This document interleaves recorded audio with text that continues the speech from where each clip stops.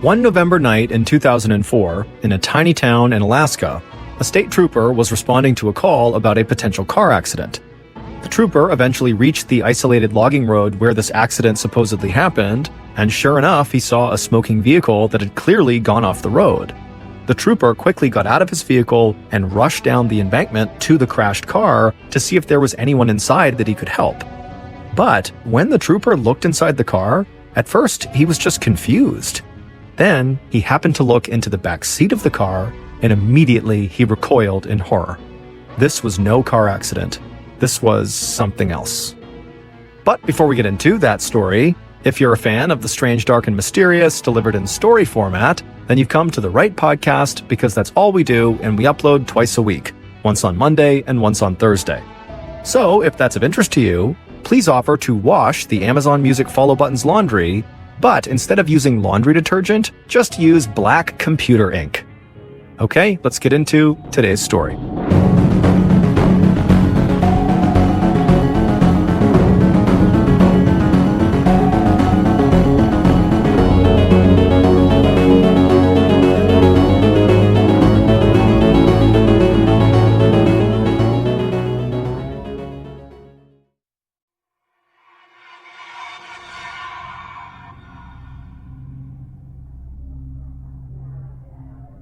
On the night of Saturday, November 13th, 2004, in a tiny city called Craig, Alaska, all the people who were attending the Chamber of Commerce banquet suddenly stood up and broke into applause for 48-year-old Lori Waterman.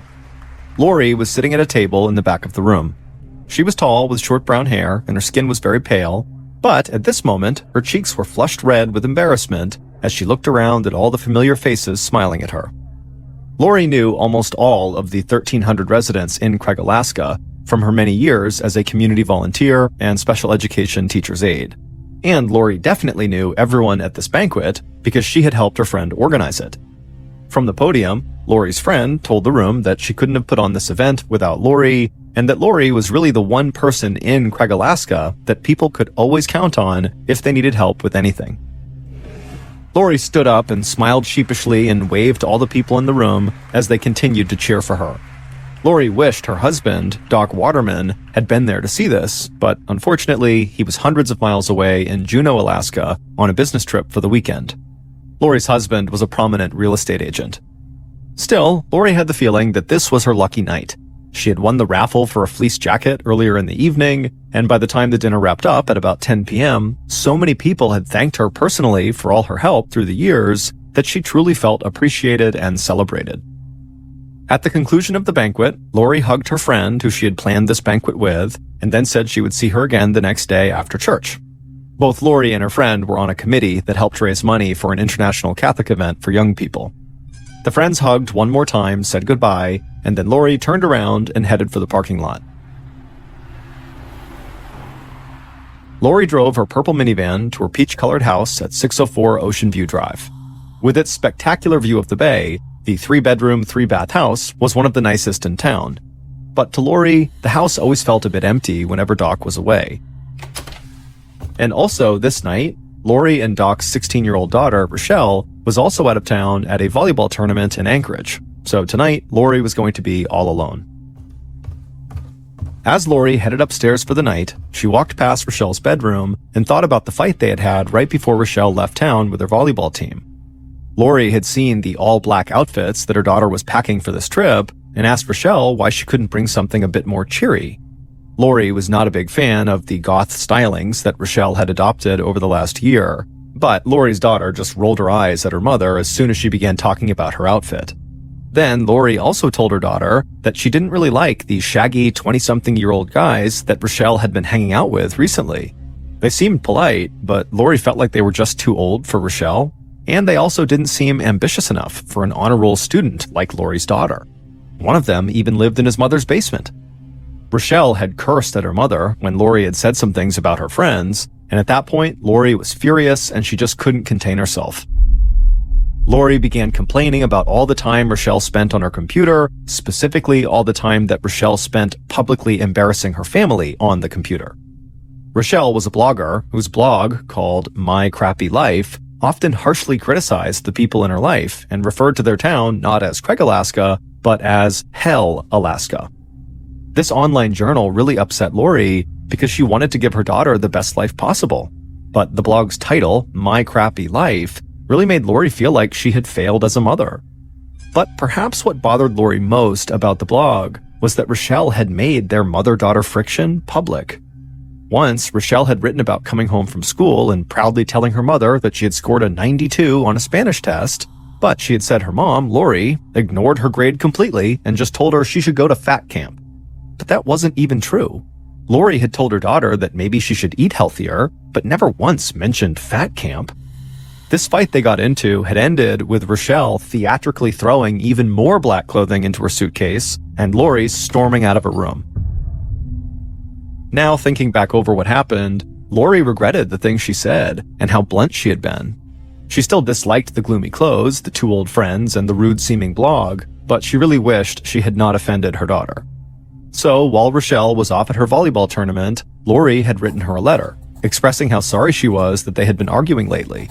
Lori said that she hoped they could get back to the way things used to be when they were closer. Lori had left this note on Rochelle's nightstand, knowing she would find it when she came home, and Lori hoped it would help reset their relationship. Lori walked down the hall into her and Doc's bedroom and changed into her nightgown. She brushed her teeth and got ready for bed. As she took off her wedding band and engagement ring, she thought about Doc, wishing her husband did not have to travel so much for work. Doc was a dozen years older than Lori, and not far from retirement age. Lori had hoped that he'd start throttling down his workload, but lately it seemed that Doc had been busier than ever. But Lori couldn't help but wonder if maybe there was another reason why Doc was staying away so much. She knew her husband had a wandering eye. People had made innuendos to her about that before.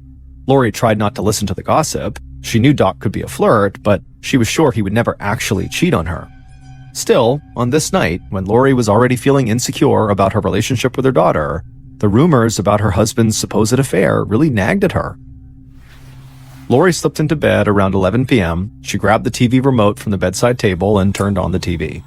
She didn't mind a little solitude, but she had been on her own for a few days now, and she couldn't wait for her husband and daughter to come home the next day. After a few minutes of TV channel surfing, Lori turned out the lights and drifted off to sleep.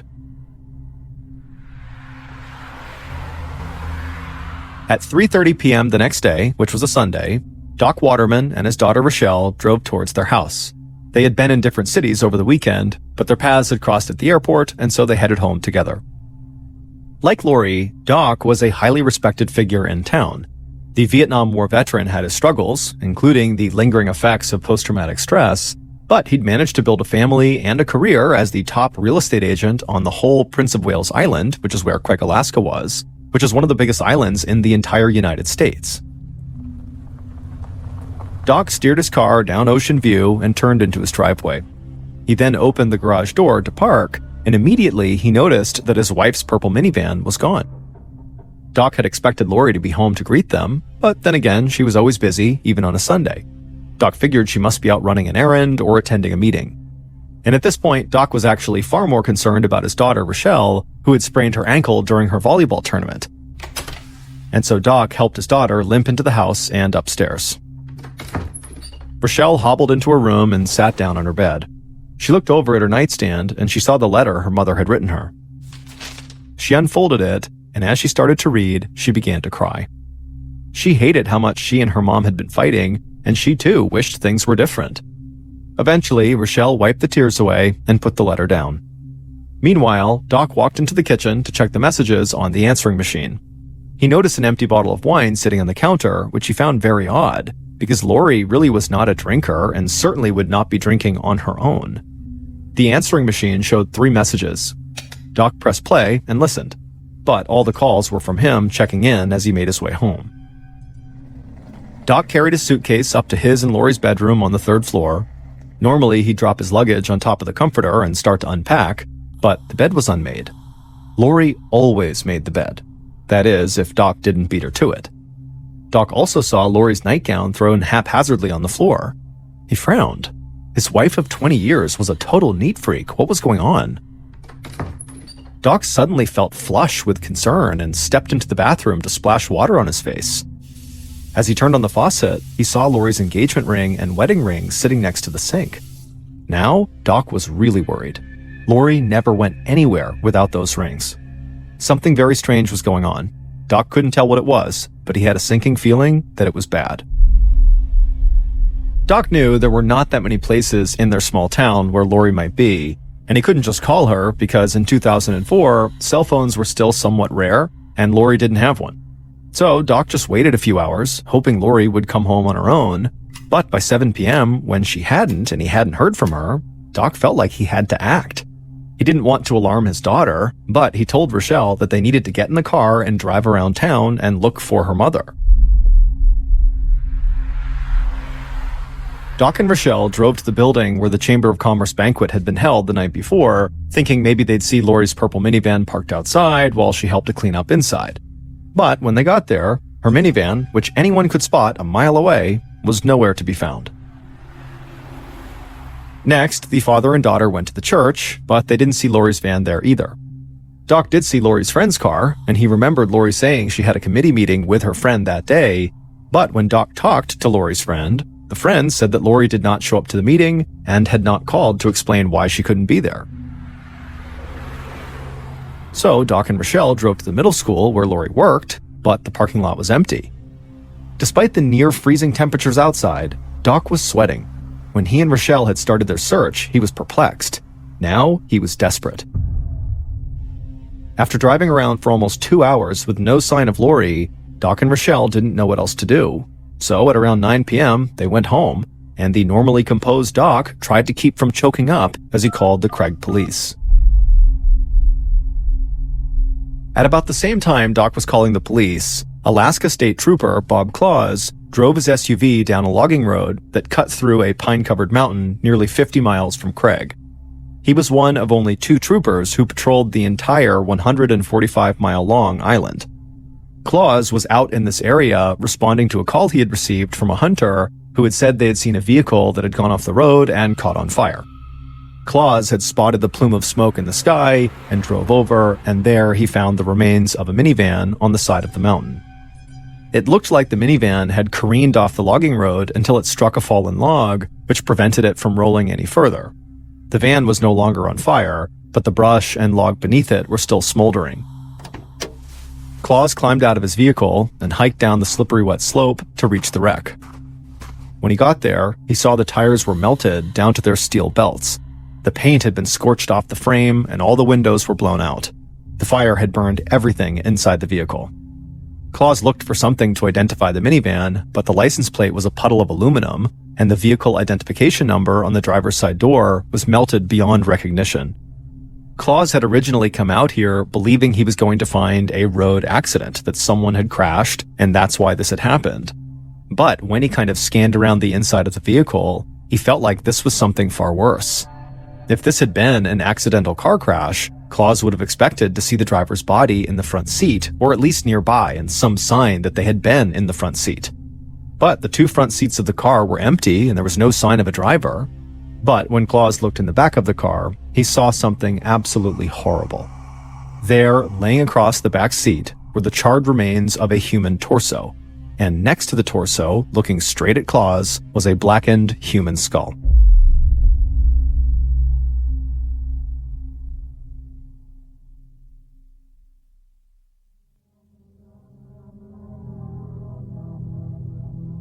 Claus didn't want to move the vehicle or disturb its contents until help arrived, so he radioed his partner and asked him to stay with the minivan while he called his lieutenant in Craig, Alaska.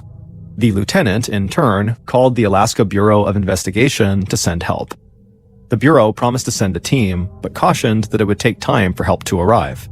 Prince of Wales Island is located 800 miles south of Anchorage, and it has no major airports, and so the trip to the island requires 5 different planes. But finally, a day later, the small aircraft carrying state homicide investigator Randy McFerrin, a state fire investigator, and a crime scene technician touched down at a local airstrip. Right away, the investigators drove out to meet the state troopers on that logging road overlooking the crash site. And when they got there, McFerrin peered down at the wreck, while the fire investigator immediately began taking pictures from the seat next to him. McFerrin, a former Army infantry officer, was an experienced investigator who had led 8 homicide investigations by himself. McFerrin got out of the vehicle and shook hands with Trooper Bob Claus. Claus was relieved to see heavy hitters from Anchorage on the scene. Claus had handled all kinds of cases over his career, but this case seemed far more complex than his 2-man station could handle. Claus told McFerrin that they had received a missing person report the night before from the husband of a woman from Craig, a community activist named Lori Waterman. As he said Lori's name, Claus grimaced because he knew Lori really well. His daughter was friendly with her daughter, Rochelle, and like most people in town, Claus liked both Lori and Doc Waterman. It absolutely gutted Claus to think that Lori could be the body in this wreckage, but he would tell the state investigators that that was looking more and more likely. The burned-out vehicle was clearly a minivan, just like the one Lori drove, but the paint had all been scorched off, so it was impossible to tell whether it had once been purple. Claus led McFerrin and the fire investigator down the slope to get a better look at the wreck. The wreck was about 50 yards down the mountain from the gravel road. When they got down to it, McFerrin peered inside at the charred human remains in the back seat. The clothes had burned off completely, and the fire had reduced the lower portion of their legs and the lower portion of the victim's arms to ash, making it truly impossible to tell whether the body was a man or a woman. But right away, the fire investigator could see telltale blistering in the back seat that suggested that an accelerant had caused the fire to burn very hot and fast. In other words, it looked like someone had set this fire on purpose.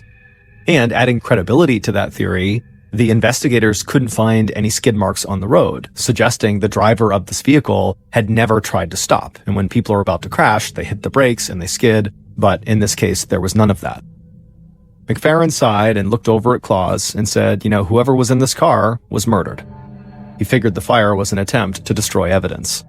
And whoever had set the fire had very nearly succeeded, because the human remains that crime scene technicians removed from the van weighed just 33 pounds. The rest of that body was just gone. McFerrin ordered the technicians to put all of the human remains into an evidence bag and ship it to Anchorage for an autopsy.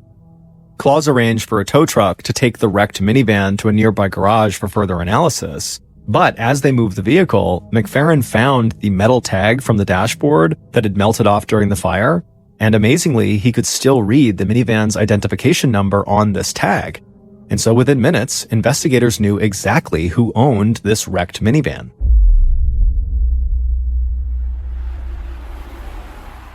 Later that night, McFerrin traveled with Claus to the town of Craig to speak with Lori's husband, Doc. Rochelle was home too, along with her friend, Jason Arant. Jason was a large man with flaming red hair, and at 24 years old, he was 8 years older than Rochelle. But the two had become close when Rochelle had worked at a store owned by Jason's best friend the previous summer. Rochelle had called Jason earlier that day because she was worried that something bad had happened to her mother. Rochelle said her mom must have gotten into a drunk driving accident because of the empty wine bottle she and her dad had found in the kitchen. Jason had immediately left his job as a school custodian and gone to Rochelle's school to pick her up. He found her in the principal's office in tears about her missing mother, so Jason had driven her home. McFerrin wanted to speak with the family alone, but Jason said he didn't want to leave Rochelle's side. That is, until Trooper Claus stepped in. Jason had actually come to Claus previously for advice on how to become a Marine, and so he respected the state trooper.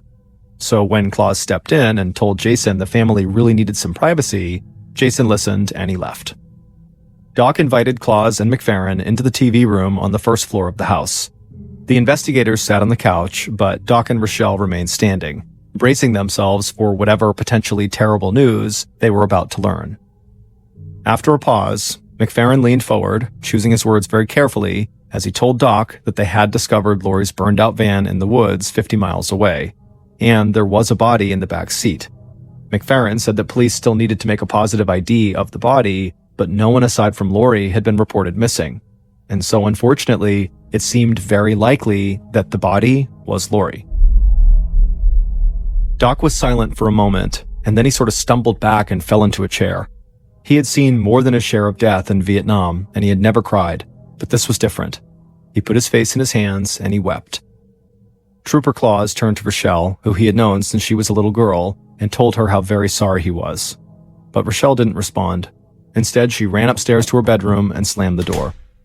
As she sat on her bed, reeling at the news, her eyes fell on Lori's letter. Rochelle couldn't bear to look at it, so she put the letter inside the nightstand drawer. Meanwhile, downstairs, McFerrin had to make a very difficult request. He needed Doc to obtain his wife's dental x-rays to help identify the body. And so Doc had fumbled through Lori's address book, saying nothing until he found the number of Lori's dentist. And so McFerrin made the call and got Lori's latest x-rays sent to the coroner in Anchorage to see if maybe it was a match. After hanging up with the dentist, McFerrin and Claus asked Doc to walk them through his house and show them everything he had found the day before that seemed sort of strange or out of place and contributed to his worry about his wife. And in fact, in the days since Doc had come home, he had found even more alarming evidence of a crime. Doc took the investigators up to his and Lori's bedroom to show them the tip of a rubber glove and also a 5-inch long fiber from a rope he had found in the sheets of their bed. Then Doc pulled back the comforter on his bed to show them a spot of blood on the sheets. He said at first he assumed this might be menstrual blood, but when he had looked closer, he had seen a few other spots on both sides of the bed.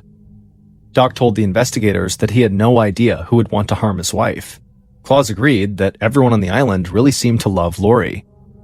At this point, McFerrin very gently told Doc to go ahead and leave the house along with his daughter, because now their home was officially a crime scene and it would soon be cordoned off with yellow tape.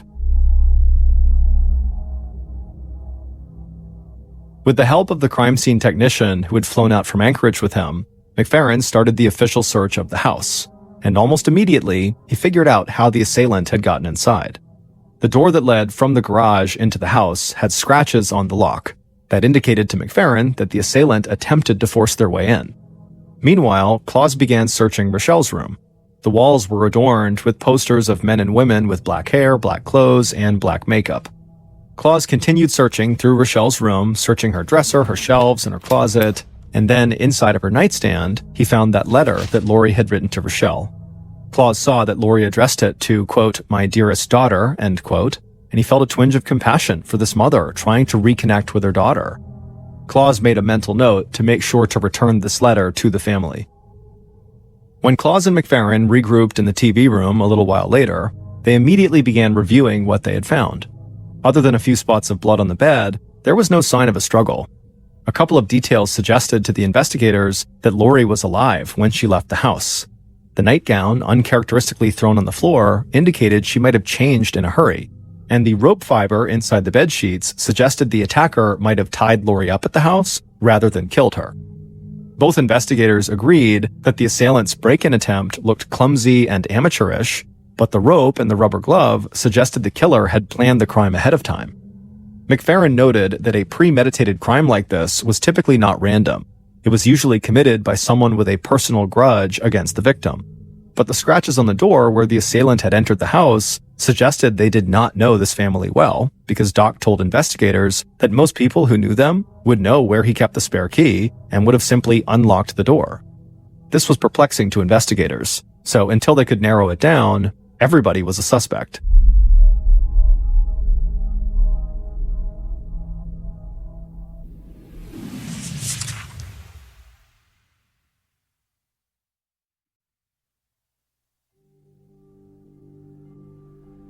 Statistically, the most likely person to have murdered Lori was her own husband. So McFerrin started with Doc. Claus had told McFerrin about the rumors that circulated around town that Doc was having an affair. That was a big red flag. A cheating spouse could have all sorts of reasons to want their partner dead. Doc denied having an affair.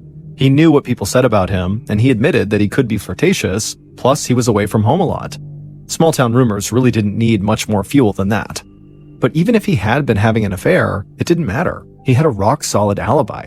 He was over 200 miles away in Juneau at the time of the murder.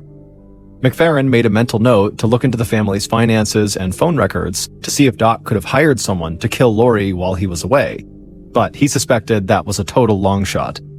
If Doc had been involved in planning this crime, McFerrin was pretty sure the killer would not have had such a hard time getting into the house in the first place. Surely if Doc had hired someone to murder his wife, he would have told the killer where to find the spare key.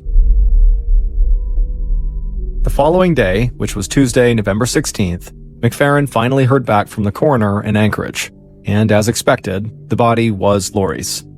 The coroner said the fire that had erupted inside of that minivan had reached 1,800 degrees Fahrenheit, the same heat at which bodies are cremated, damaging the remains so badly that a proper autopsy was nearly impossible. But the coroner had been able to match Lori's dental x-rays with the teeth in the skull. However, the coroner was not able to zero in on the time of death or even how Lori had died. McFerrin looked into Doc's bank accounts and found no indication of any money transfers, cash withdrawals, or suspicious gaps in income that could suggest he was trying to hide or transfer funds. And the family's phone records were totally mundane, no unknown numbers or unusual late-night calls. McFerrin eliminated Doc as a primary suspect, and he was eager to talk further with Rochelle, hoping she might shed some light on who might want to hurt her mother. A few hours after the coroner had identified Lori's body, McFerrin picked up Rochelle at her house and drove her to the police station for an official interview. On the short drive, McFerrin tried to make Rochelle feel comfortable, telling her about his own daughter, who was just a few years older than her and in college. Rochelle's eyes were red and puffy, but she seemed to relax and talked about a trip to Germany she and a friend had been planning to take the following year.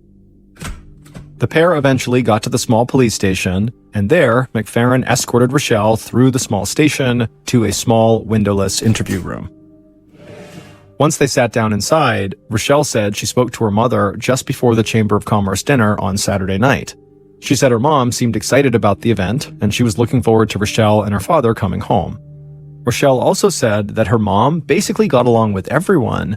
In fact, Rochelle admitted that she, herself, was likely the only person who regularly butted heads with Lori. And even that was nothing major. Most of their arguments were over the way Rochelle dressed or the way she painted her nails black. McFerrin then picked up Lori's letter and read it aloud to Rochelle, and then asked her what could have inspired her mother to write it.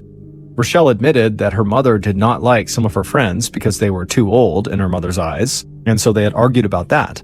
She said her mom especially disliked Jason, her friend who had been at the house when investigators had first visited, but Rochelle said her mom just didn't understand. Rochelle said that her mom was convinced that Rochelle was dating Jason, but Rochelle said she was not. He was just a good friend, nothing more. McFerrin would ask Rochelle several more questions, and he would eventually learn about her blog, which also was a point of contention in Rochelle and Lori's lives. But eventually the interview came to an end, and overall, nothing major really came out of it. However, McFerrin was interested to look more closely at Rochelle's blog. So he drove Rochelle home, and then he and Claus went back to the station, and they sat down at a computer, and they loaded up Rochelle's blog. The blog was pretty harsh. Rochelle complained about her mother a lot, even calling her nasty names like psycho bitch.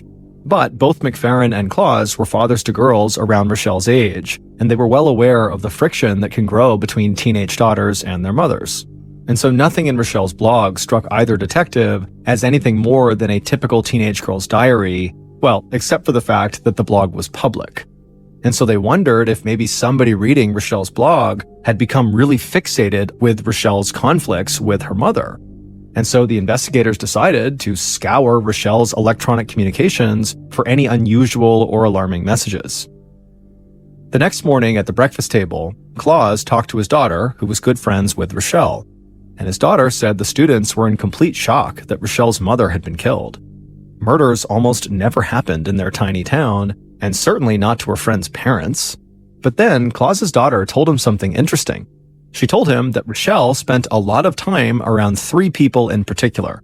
There was Jason, there was also Jason's friend, Brian Riddell, and there was Rochelle's ex-boyfriend, 16-year-old Ian Lendrum, so three guys. And apparently Rochelle and these three guys would all play video and fantasy role-playing games together, and Claus's daughter said that sometimes these three guys would just show up unannounced when she, Claus's daughter, was trying to hang out with Rochelle alone.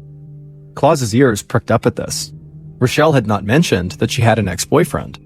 Claus called McFerrin and told him they needed to speak with Ian Lendrum right away.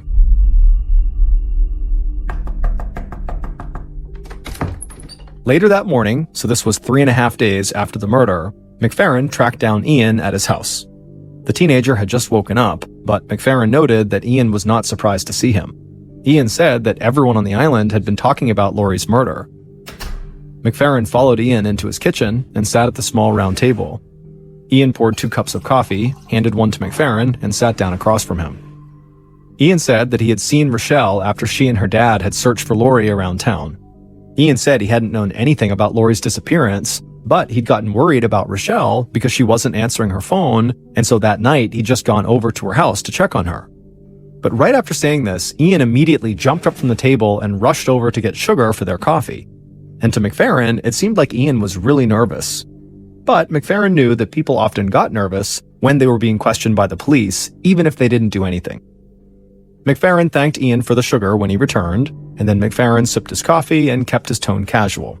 He was watching for signs that Ian was hiding something. He asked Ian about his history with Rochelle, and Ian blushed a bit, but then he said that yes, he had dated Rochelle for a while, but they had broken up a year earlier. However, they had remained close friends. McFerrin asked Ian about the 2 older guys, Jason and Brian, who also hung out with him and Rochelle. Ian told McFerrin that he and Rochelle were both very good friends with the other 2 guys. Brian owned the shop where they often played video games, and his buddy Jason often joined in. Ian also admitted to McFerrin that Rochelle's other teenage friends did not really hang out with her when Jason and Brian were around. Ian thought Jason rubbed the girls the wrong way. McFerrin had met Jason briefly. Jason had been with Rochelle when investigators had gone to their house. But now McFerrin really wanted to talk to Jason again to see why this young man might rub the girls the wrong way.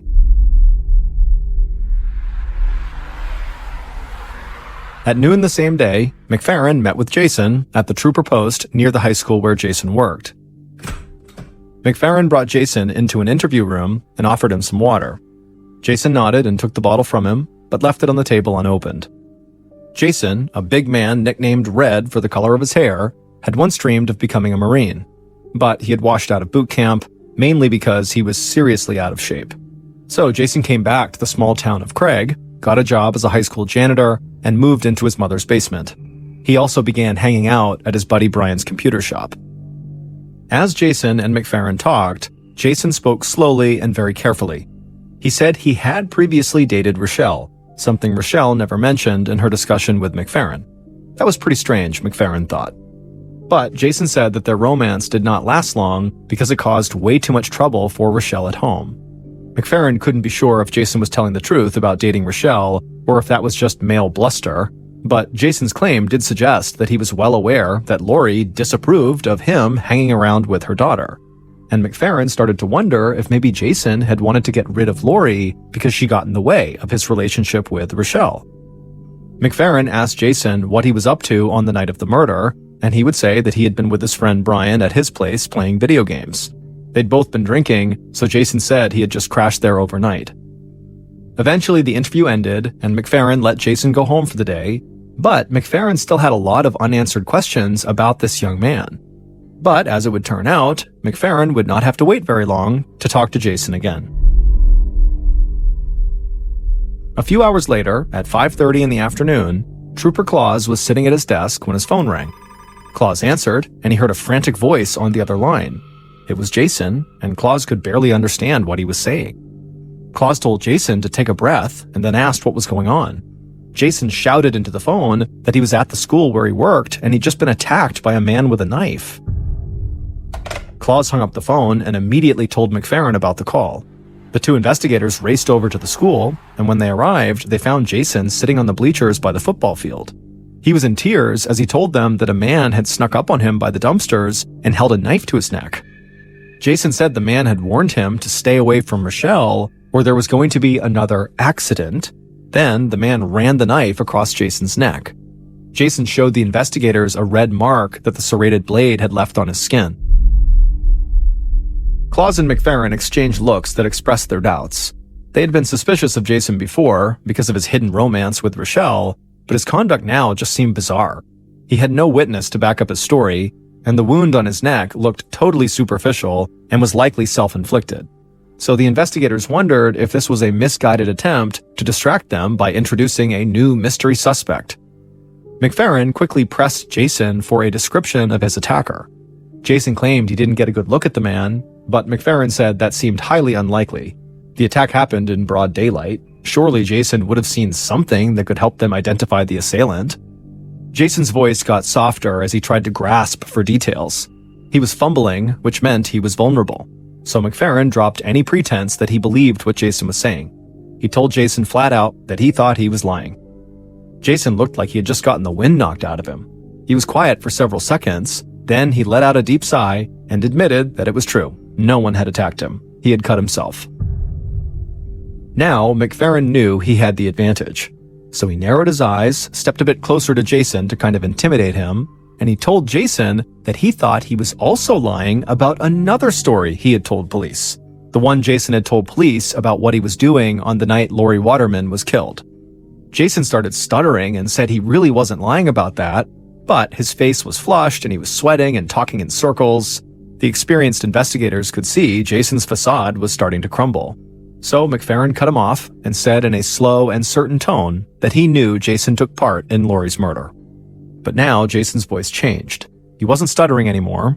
He spoke with urgency, like what he was saying was true and he needed them to believe it. He told the investigators that they really didn't understand. They did not know what Lori had done to deserve what happened to her. She was not this perfect person everyone thought she was. Then the big red-headed man looked right at McFerrin and he said he did not kill Lori, but he knew who did.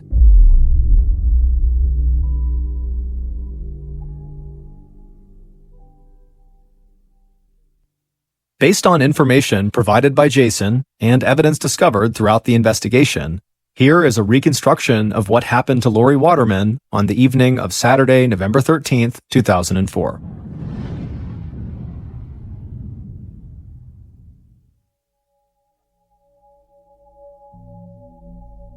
Not long after midnight, the killer stared at himself in the bathroom mirror. He picked up an electric razor from the counter, flipped it on, and methodically shaved off his bushy brown beard. When his face was clean-shaven, he brought the razor up to his head, and clumps of his floppy brown hair started falling into the sink. He knew from TV crime shows that a few strands of hair could give a killer away, so he wanted to make sure none of his hairs were left behind at the crime scene, hence why he was shaving them all off. A little before 1 a.m., the killer walked into his bedroom and grabbed a trash bag off the floor. Then he threw a bunch of supplies, including a roll of duct tape, a bristly old rope, and a bottle of wine, into that bag. With his break-in kit in hand, he stepped outside and got into his partner's idling pickup truck, and the two of them drove together to Lori's house. When they arrived, the killer picked his trash bag off the floorboard, got out of the truck, and closed the passenger door behind him. His partner sped away down the street. The killer looked at the big peach-colored house in the moonlight and reminded himself why he was doing this.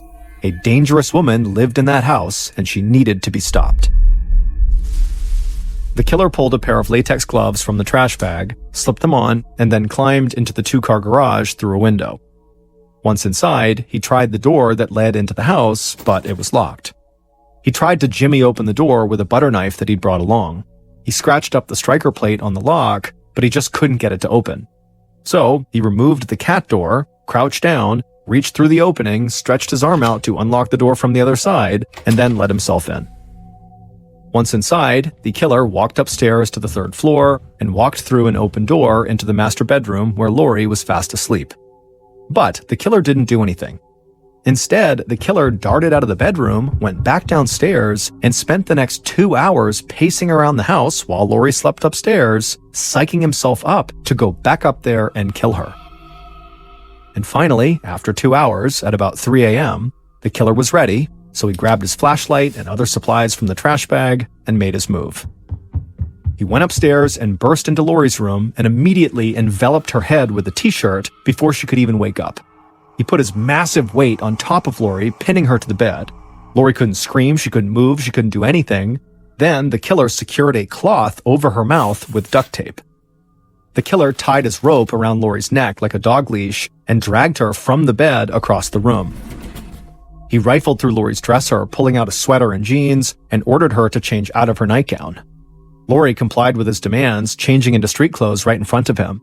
The killer held the rope so she wouldn't go anywhere, but he averted his gaze. After Lori had changed, the killer wrapped socks around her wrists and then duct taped over them, sealing her wrists together.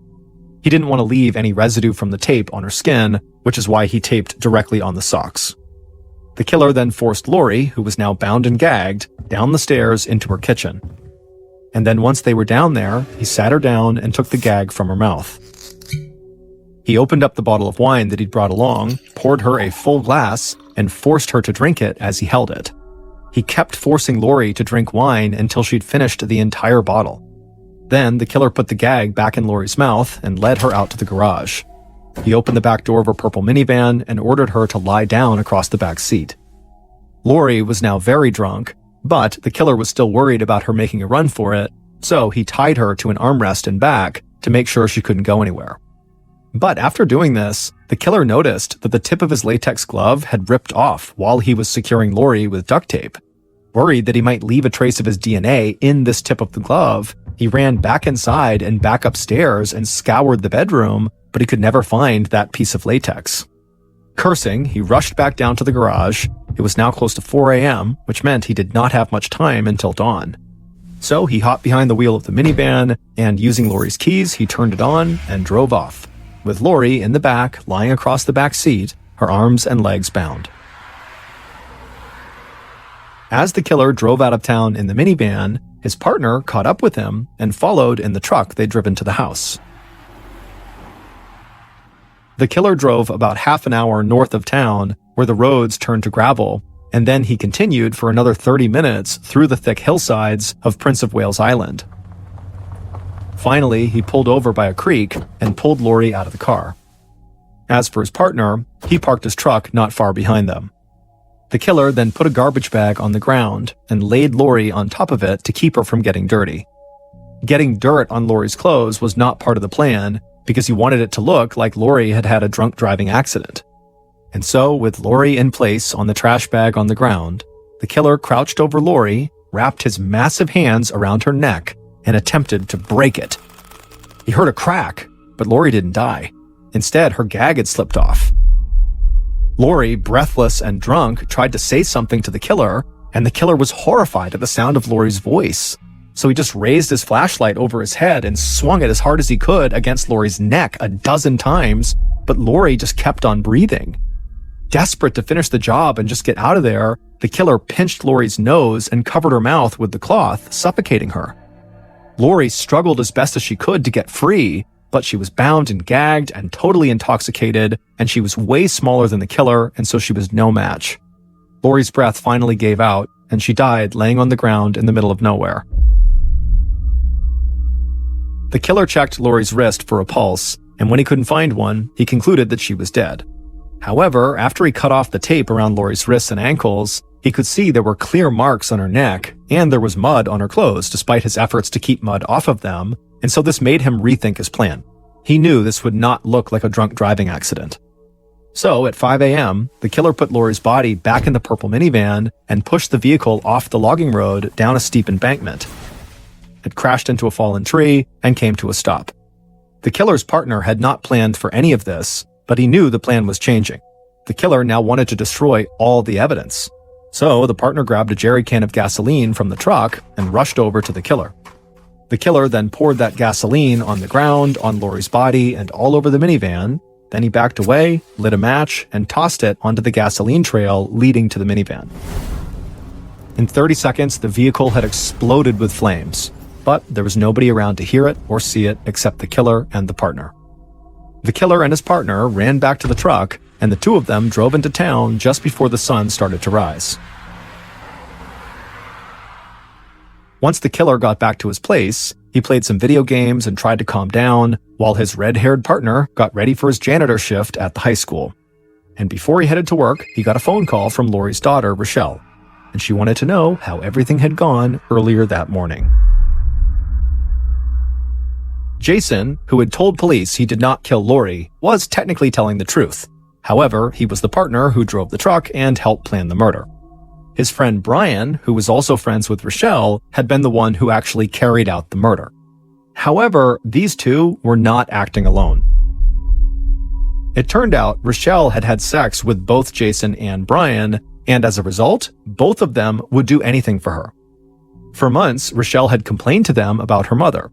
Over pizza and video games, she would tell them how Lori hated the way she dressed and took offense at Rochelle's adoption of Wicca, the nature-based religion associated with witchcraft. But most of all, Rochelle would tell them that her mother was really upset about her, Rochelle, hanging out with Jason and Brian. Her mother was afraid that Rochelle could marry someone like them, leading to a dead-end life instead of realizing her true potential. But Rochelle also critically told Jason and Brian that her mother physically abused her, slapping her and even hitting her with a baseball bat. She said her mother also threatened to sell Rochelle into prostitution. But none of Rochelle's stories of abuse were real. They were dark fantasies fueled by real-life mother-daughter friction. However, when she spoke to Jason and Brian about her mother, Lori was made out to be a real-life monster who was going to kill Rochelle unless Jason and Brian put a stop to it. So when Rochelle told Jason and Brian that she and her father would be away the weekend of November 13th and her mother would be home alone, they knew what they had to do. Investigators had suspected both young men, but it was Jason's bizarre claim that he had been attacked by a stranger with a knife that sealed his and Brian's fate. McFerrin and Claus knew Jason was lying about that knife attack, but they also believed he was lying when he said he did not kill Lori. And so they pressed him, and he would finally admit to helping plan the murder and to driving Brian to the scene. So, in exchange for a lesser sentence, investigators got Jason to wear a wire and record Brian talking about the murder. And sure enough, on this wiretap, investigators would hear Brian describe basically everything that happened and who played a role, and so they had enough to arrest both young men and Rochelle. Brian was found guilty of first-degree murder and sentenced to 99 years in jail. Jason pled guilty and got a 50-year sentence for his role in planning the murder. As for Rochelle, she actually pled innocent, insisting that she told Jason to stop Brian from going ahead with the plan, but either Jason never relayed the message to Brian, or Brian just ignored it. In 2011, Rochelle was found not guilty of murder, but was found guilty of criminally negligent homicide. The jury found that even though Rochelle did not take part in her mother's murder, she clearly knew what Jason and Brian were planning and did very little to stop them. Rochelle served 3 years in prison and was released in 2015. She moved to Florida, where she revived her My Crappy Life blog and continues to maintain it.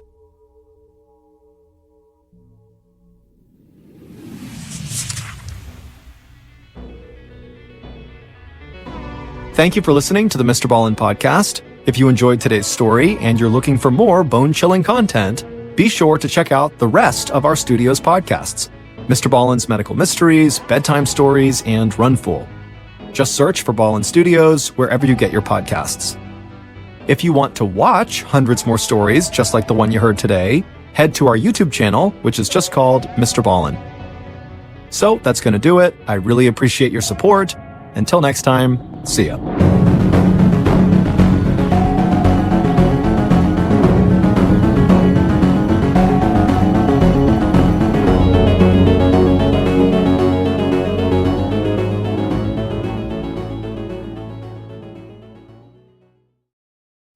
Today's story is considered by many to be one of the spookiest stories I've ever told. This episode is the remastered audio from The Valley of Headless Men, which is a very popular video on my YouTube channel. There are distressing sequences in this story. As such, listener discretion is advised.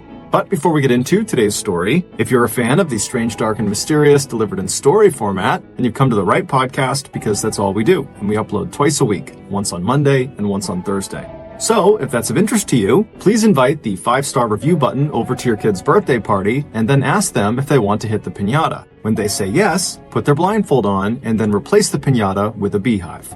Also, please subscribe to the MrBallen Podcast wherever you listen to podcasts so you don't miss any of our weekly uploads. Okay, let's get into today's story.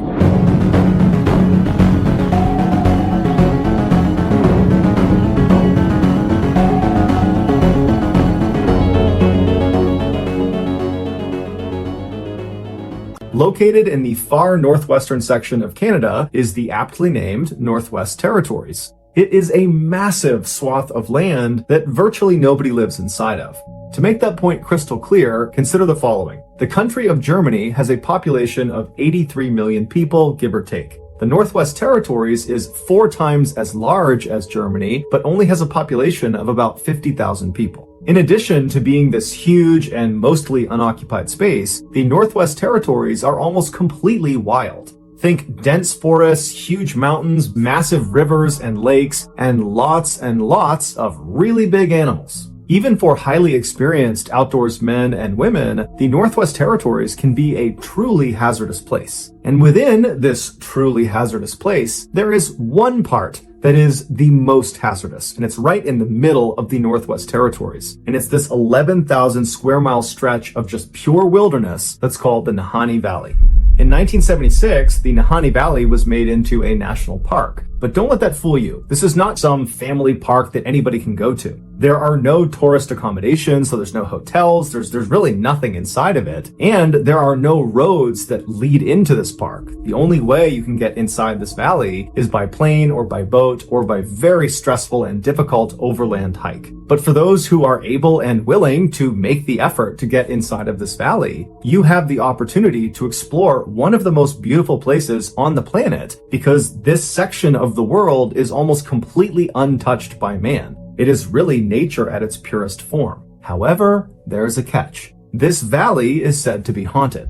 Over the last 10,000 years, the handful of native tribes that have attempted to settle inside of the Nahanni Valley have all either suddenly disappeared without a trace, like the Naha tribe, that literally overnight just was gone, leaving behind their shelters, their food, their supplies, just gone. No one knows what happened to them. Or the tribes have abruptly fled, claiming they were being terrorized or stalked by creatures lurking in the forest, like these white demons and these large wolves they called wahilas. Now, of course, this just sounds like folklore, and it might very well be that that's all it is, folklore. But starting in the early 1900s, some very strange things started happening in the Nahanni Valley that were not folklore. These things happened, and they were horrifying. These were horrifying, real events. And they might, depending on your viewpoint, give credit to some of the theories that the native tribespeople have about this valley, which is there's something evil lurking out in this forest, but we just don't know what it is. In 1904, 3 brothers, Willie, Frank, and Charlie McLeod, who all lived in the Northwest Territories, decided they wanted to go looking for gold in the Nahanni Valley. They figured because so few people had ever been inside of this valley, that if there was gold to be found, then certainly it had not been found yet. And so after a very long and arduous journey using sled dogs and trains and homemade boats, they finally slipped into the valley and found themselves on what's called the Flat River, which runs right through the center of the Nahanni Valley.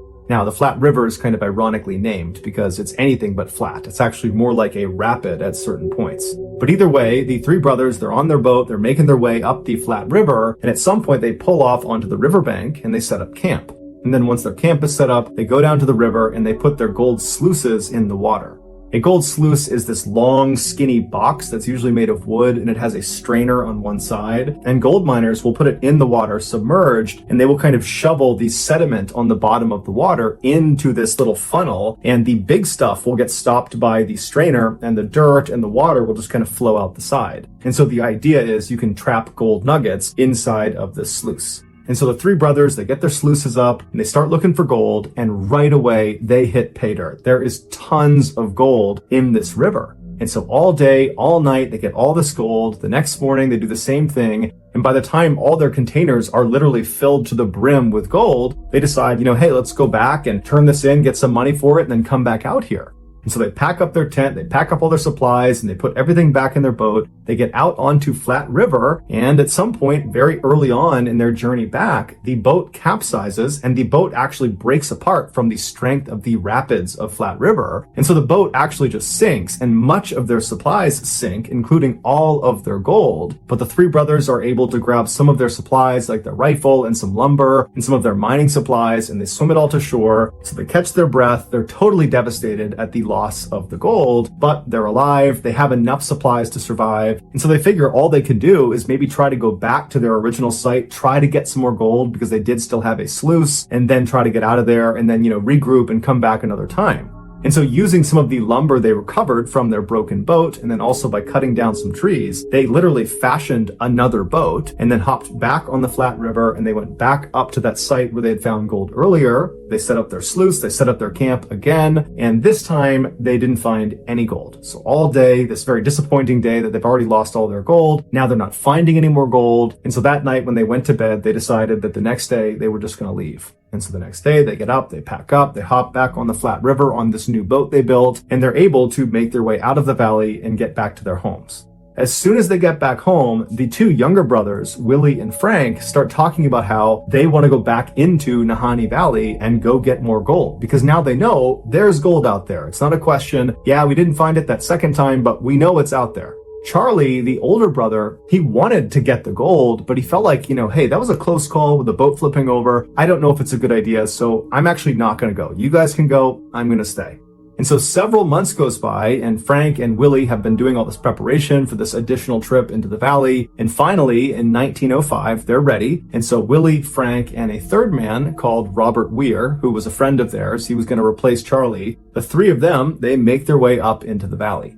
Now, they didn't tell anyone how long they were going to be gone for, and so when they didn't send any word and no one had heard from them in weeks, Charlie was actually not that concerned because he knew there was lots of gold to be had out in the Nahanni Valley, and so he figured they must have struck it rich, and now they've decided to live out there long term, or at least maybe through the summer, or maybe the next year. And so he wasn't concerned, and because he wasn't concerned, nobody else was concerned about these three men. And so weeks turned into months, turned into a year, and still no one's heard from these three men. No one's heard from Willie, Frank, or from Robert, but still Charlie maintains that nothing can be wrong because there's three of them out there. They're incredibly experienced. There is a ton of gold out there. I'm sure they're just killing it and they're just acquiring all this gold, and we're going to see them in the next couple of months maybe, and everything's going to be just fine. But a whole other year would go by. So they've been out there for 2 years and no one has heard from them. And at this point, Charlie thinks to himself, okay, I have to go out and see if they're okay.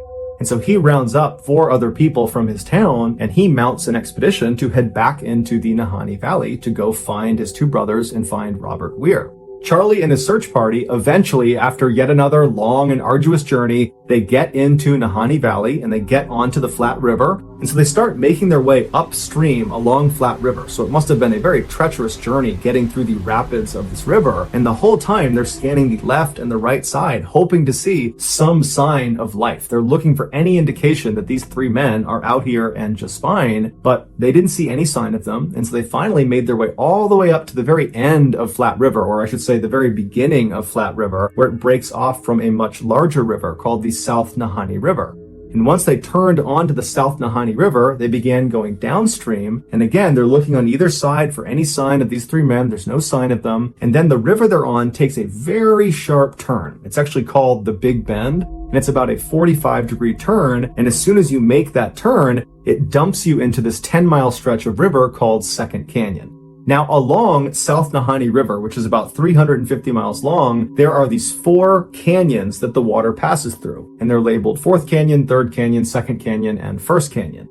And these canyons are massive. These sheer cliffs on either side of the river shoot up to 3,000 feet above the water, and in some parts, the water is actually just as deep, thousands of feet deep. And Second Canyon is unique because the cliff faces are as sheer as you're going to get, and the cliff faces almost butt up exactly up against the water. So there's really very little shoreline on either side. So once you're in this 10-mile stretch, you're basically boxed in. You have thousands of feet of water below you. You have these massive cliffs on either side, and there's really nowhere to go. You need to get through this section of the river before you can effectively get onto the shoreline and take a break from being in your boat. And along these cliffs are these openings you see high up all over the cliffs on both sides that are openings to these massive cave systems inside of these thousands of feet tall cliffs. And because of how difficult it is to not only get to Nahanni Valley, but also to get up to these different cave openings, nobody's gone inside of them. We don't know what's inside of these caves, save for the few that are down low enough that people can explore. So as you're passing through Second Canyon, it's almost like you're being watched because there's all these openings, but you can't see into them, and you're just forced to go down this 10-mile stretch, and you can't really go anywhere, and whatever's watching you, it's watching you. As soon as Charlie and his search party entered into Second Canyon, it would have immediately gotten darker, because that's another part of being in Second Canyon. These huge cliff walls of this canyon obscure the sunlight. And so they would have entered into this canyon, it would have gotten darker, and it's very windy inside of Second Canyon. So the winds would have picked up, so it's dark. Very strange setting for them to be in, and they would have been looking on either side at these little strips of shoreline on either side, barely big enough for a boat to be. They would have been looking for any sign of life, but they didn't see anything.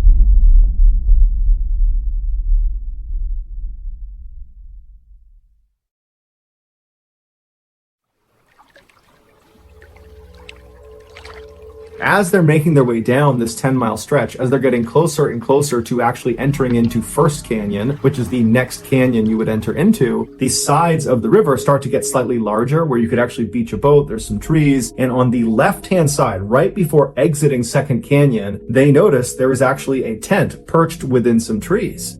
And so the search party naturally goes right over to the shoreline, they hop out, but as soon as they step foot on land and they have a clearer view of this tent and what's outside of it, they notice there is a body clearly lying on the ground outside of the tent. And so Charlie and the search party, they run over, and as soon as they're up close, they can tell this body is missing its head. And they see the clothes on this body are totally charred and burned, and whoever this was, they were reaching with their right arm when they died. And right outside of the reach of their right arm was a rifle that was propped up against a tree.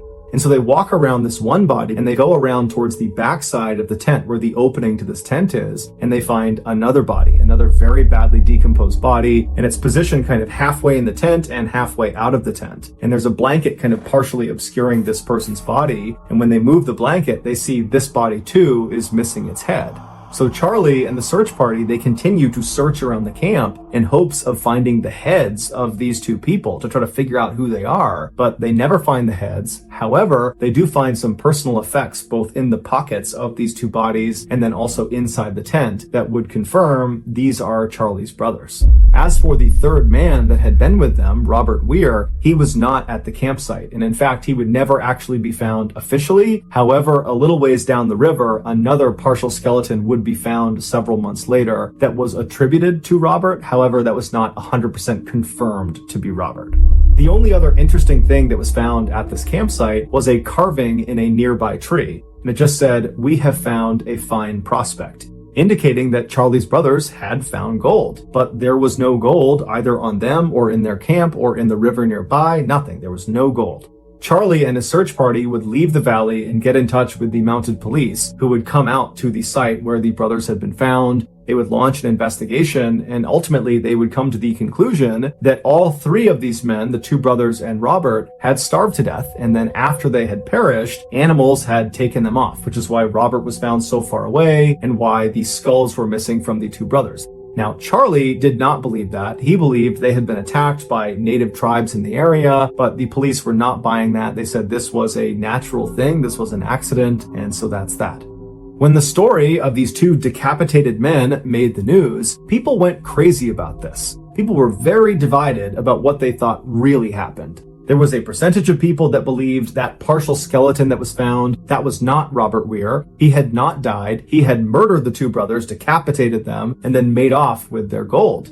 The other percentage of people believed that all three men, the two brothers and Robert, had been attacked by a person, a group of people, an animal, a creature, something. There was some sort of attack. And that's why the two brothers were in those positions that indicated they had encountered something horrifying, with one brother reaching for the gun and the other appearing to have leapt from his bed before he ultimately died.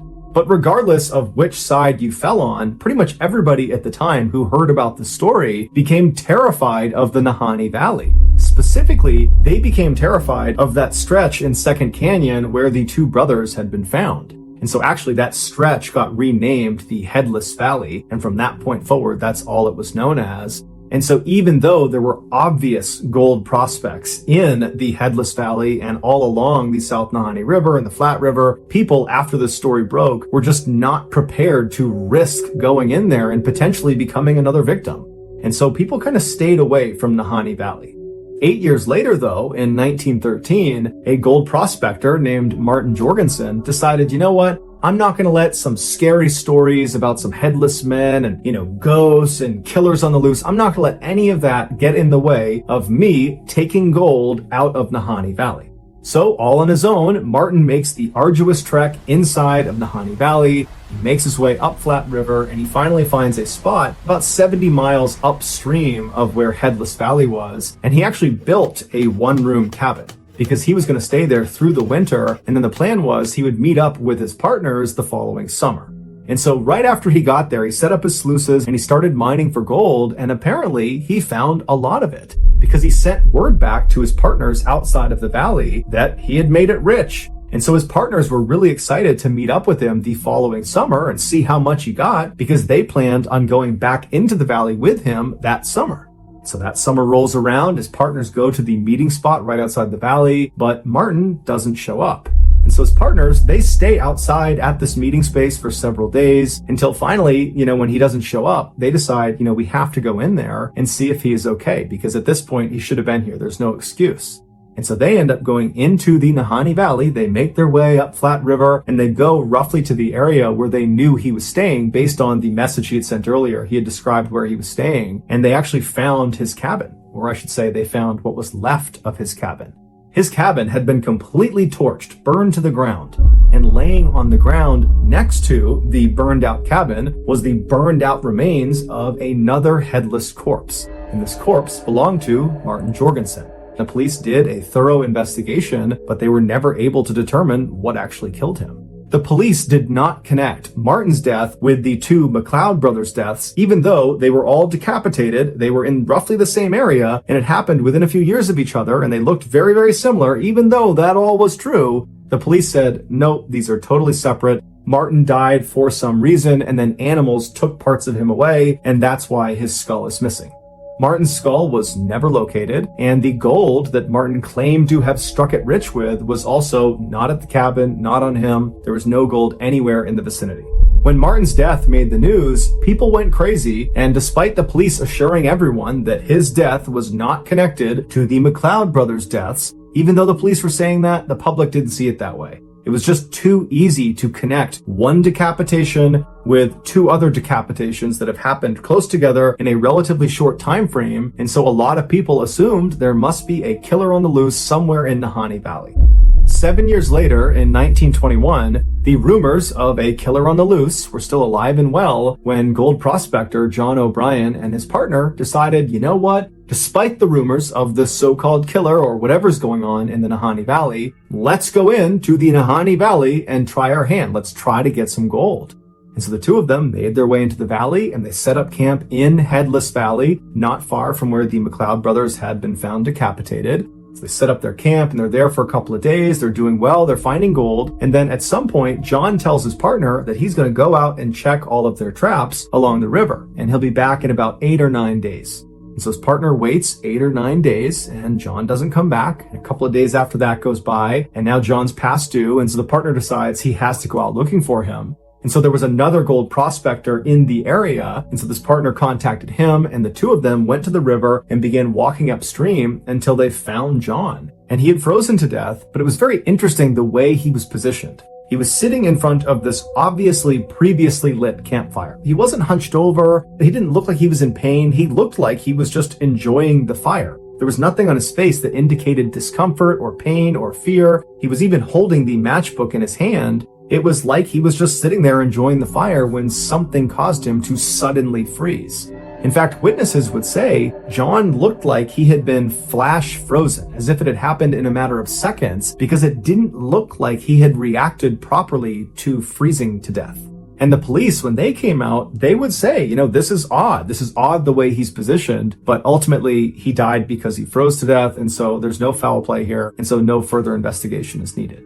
5 years later, in 1926, a hunting party that included a young woman named Annie Lafferty was camping out along the Flat River inside of Headless Valley. And so that night, they're all kind of joking around the fire, and then at some point they decide to all go to sleep. And then the next day, when everybody gets up, Annie is no longer in camp. And there's no sign of where she went. And so they begin by yelling out and walking around the immediate vicinity to see maybe if she stepped away for a minute, but Annie's just gone and no one knows where she went. So the hunting party spends the rest of the day looking for Annie, but there's no sign of her. They ultimately leave the valley. They tell police. Police come out. There's this huge search, but Annie's never found.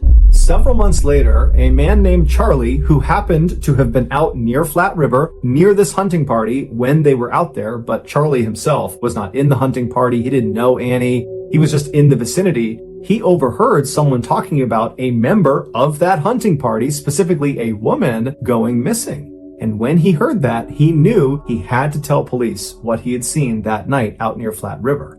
So he goes to police and he explains that night when he knew there was this hunting party over there, he could hear them, he knew they were over there. He said at some point he went to bed and then he woke up when he heard the sound of rocks falling into the river in front of him. He was sleeping along the river's edge. So he sits up and he looks out across the river. It's totally dark, but there's some moonlight and he's kind of looking around wondering what's causing the sound, but he can't see it. And then he hears it again and he can tell it's off to his left. And these are not huge rocks. These are like medium to small size rocks, like rocks you could just pick up and throw. And so he's looking, and all of a sudden he sees, maybe a couple hundred yards away through some sparse trees, he sees a naked woman, a white naked woman, running on all fours up this mountainside. And as she's running up the mountainside, her feet and her hands are knocking little rocks into the river down below. She's right on the edge of this cliff.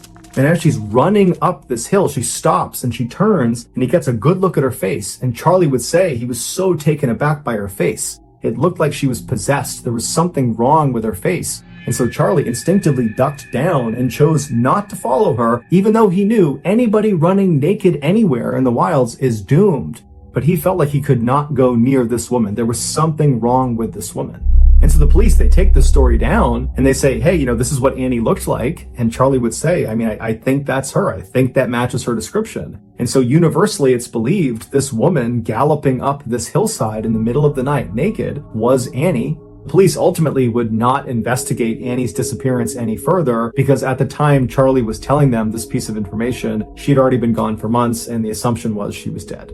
4 years later, in 1931, another gold prospector decides to try their luck in Headless Valley. A man named Phil Powers. He makes his way into the valley. He finds a spot off of Flat River. He builds a cabin. And then shortly thereafter, his cabin burns to the ground with him inside of it. Now, his skeleton was intact, but the strange thing about his death is based on the origin of the fire, which would have been on the roof. He should have had an opportunity to climb out of the cabin before it burned down, giving rise to the theory that he was actually dead before the fire started. However, the police said this was an accident caused by Phil doing something with the stovepipe that led to it catching on fire, and this was just all one big accident. But the vast majority of people that have followed along to this point with all of these strange deaths, they were just not buying it. 5 years later, in 1936, two more gold prospectors, William Epler and Joseph Mulholland, they entered the Headless Valley to try their luck, and shortly after arriving and getting set up, they went missing. A search party came out to look for them, and they found their cabin, and just like Phil Powers, it had burned to the ground, but William and Joseph were not in the ashes. They were not anywhere nearby. In fact, they were never found. No one has any idea what happened to them, and no one knows what caused the fire. 9 years later, in 1945, yet another gold prospector named Ernest Savard entered the Headless Valley to go looking for gold, and then when he did not leave the valley for an intended rendezvous with some of his partners went looking for him, and they would find him inside of his sleeping bag, laying down, decapitated right along the Flat River inside of the Headless Valley. And so the police would come out, they would do an investigation, and they would call this an accident where, he starved to death or he died of hypothermia. And then after he was dead, animals must have come in and removed his skull, and that's why we can't find it. And so the police did not, at least not publicly, connect his death to all of the other decapitations in that small area. 1 year later, in 1946, another gold miner named John Patterson went into Headless Valley, and he went missing. And so a search party went in looking for him, and John would never be found. But on one of the last nights that the search party was in the Headless Valley, they were camping out near Flat River, some native tribes people came into their camp, and they warned them about some white figures that were walking around the valley that night. They're down near the river, they're out in the forest, they're kind of all around here, and so you really need to be careful. You don't want them to see you. And then these tribes people just left. And so the search party is absolutely horrified. They know about the rumors of this place. They're out here looking for someone that's gone missing in this place. And all night, all they hear are distant howls and screams that they hadn't heard in the previous nights. They're hearing these wailing sounds coming from all around them, like these things that are out there were intentionally trying to scare them to get them to leave. It felt like they were not supposed to be there. The next day, first thing when they got up and they left, the leader of that search party would say he just felt like the whole valley was totally sinister, and that constant wailing they heard the night before, he said he will never forget.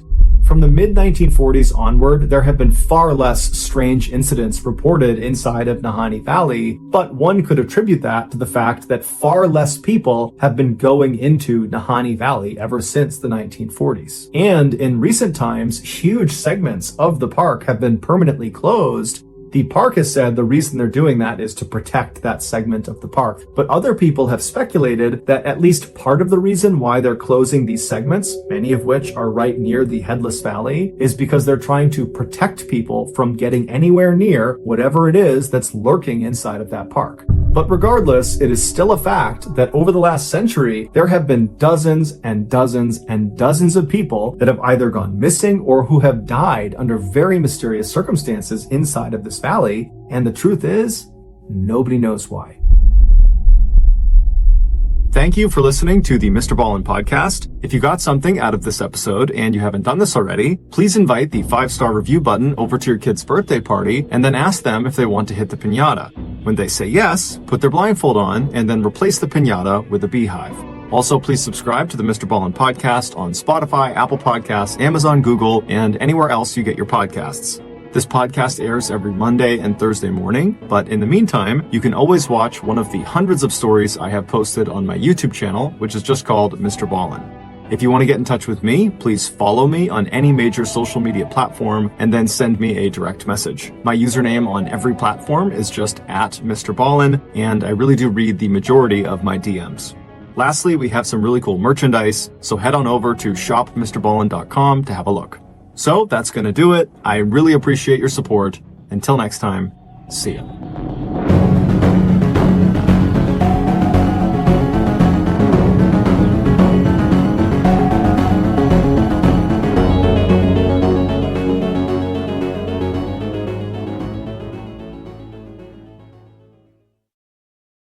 Today's episode is about an incident that was kept top secret by the US military until 2004.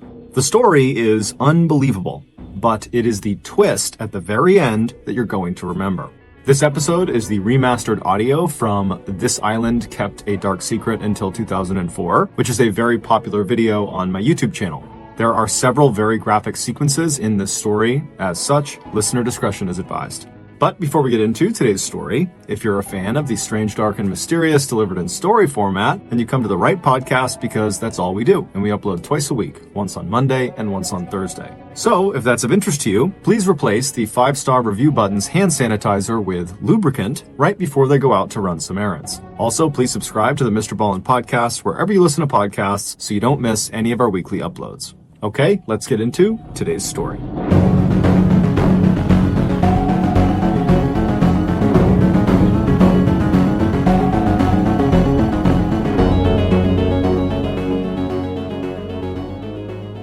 Chichijima is a small Japanese island about 500 miles south of the Japanese mainland. During World War II, the Japanese put a base on this island, and they put 2 radio towers at the top of the 2 mountains on the island. These radio towers became integral to the Japanese communication and surveillance operations in the Pacific during the war. And so at that time, the island was heavily fortified with up to 25,000 troops and huge anti-aircraft guns. Because of the island's obvious strategic value to Japan, the Americans wanted to take it from them. But American military strategists advised against that, saying that any amphibious landing of this island would result in massive casualties for Americans, and the Japanese would likely just repel the attack anyways. And so the Americans decided to go with the next best thing, which was to attempt to bomb the 2 towers and cut out their communications. So in June of 1944, American aircraft carriers, which are those huge ships that planes can take off of and land on, they headed for the island of Chichijima. And once the island was completely surrounded, the Americans began launching their pilots to try to take out these towers. But the Japanese fought back in a major way, and despite taking heavy casualties on their side, they repelled every American air raid and kept them from bombing their towers. After several months of these failed missions over Chichijima, the American military leaders were incredibly frustrated. They knew this was going to be a difficult mission, but they didn't expect it to be this difficult. However, this island was so strategically important that the Americans knew they had to just keep on sending pilots in until they took out these towers. And so in September of that year, the Americans were back to planning another raid over Chichijima Island, and one of the pilots selected to go on this particular raid was a 20-year-old named George, who actually was the youngest pilot in the United States Navy at the time. But despite his age, he had actually flown in several combat missions already and had actually been shot down already and had to eject into the ocean and was subsequently rescued. On the morning of this raid, George, along with his two-man crew, which was his radio operator named Dell and his door gunner named Ted, they boarded the plane, and then at 7:15 a.m., George and his crew took off, along with dozens of other American aircraft that were part of this operation.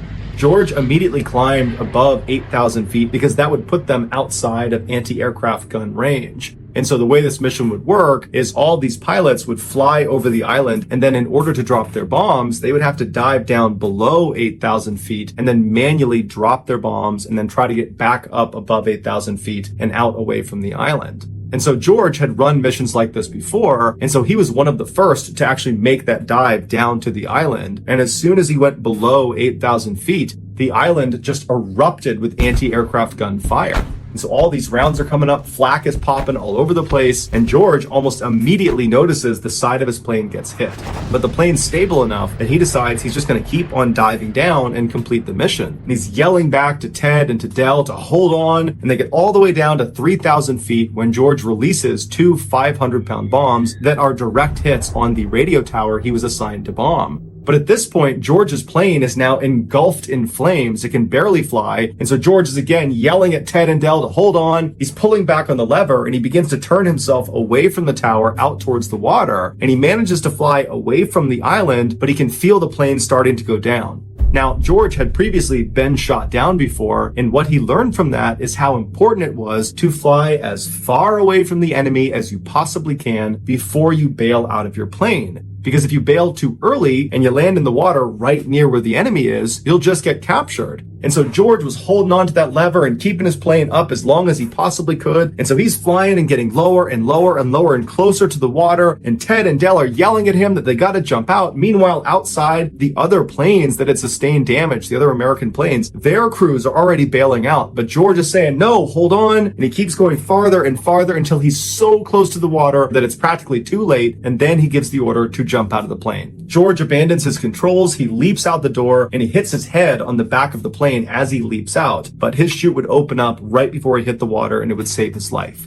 As soon as George hits the water and he comes up for air, he's under his parachute. And so he's trying to get his parachute away to get a breath of air. He disconnects his parachute from his shoulders. He clears the parachute and he's looking around and he sees his plane that is now being flown by no one go crashing directly into the water. And so immediately he's looking around for Ted and Dell's parachute to make sure they're okay, but he doesn't see any parachutes anywhere. However, George notices a life raft from his plane had miraculously just landed like 10 feet away from him. So he swims over to the life raft, he climbs inside, and once he's in there, all he's thinking about is Ted and Dell. So he's yelling for Ted, he's yelling for Dell, but he's not getting a response. And so George turns around in the raft. So now he's facing towards the island, and to his horror, way off on the horizon, right near the edge of this island, are Japanese patrol boats that are speeding in his direction. He knows they're coming to get him and the other people that had jumped out of these planes. And so George turns back around, he leaps onto his chest on the front of this raft, and he starts using his hands to swim as fast as he can away from this island. The whole time he's screaming out for Ted and Dell in hopes he's going to find them. Little did he know that both of them had not survived the crash.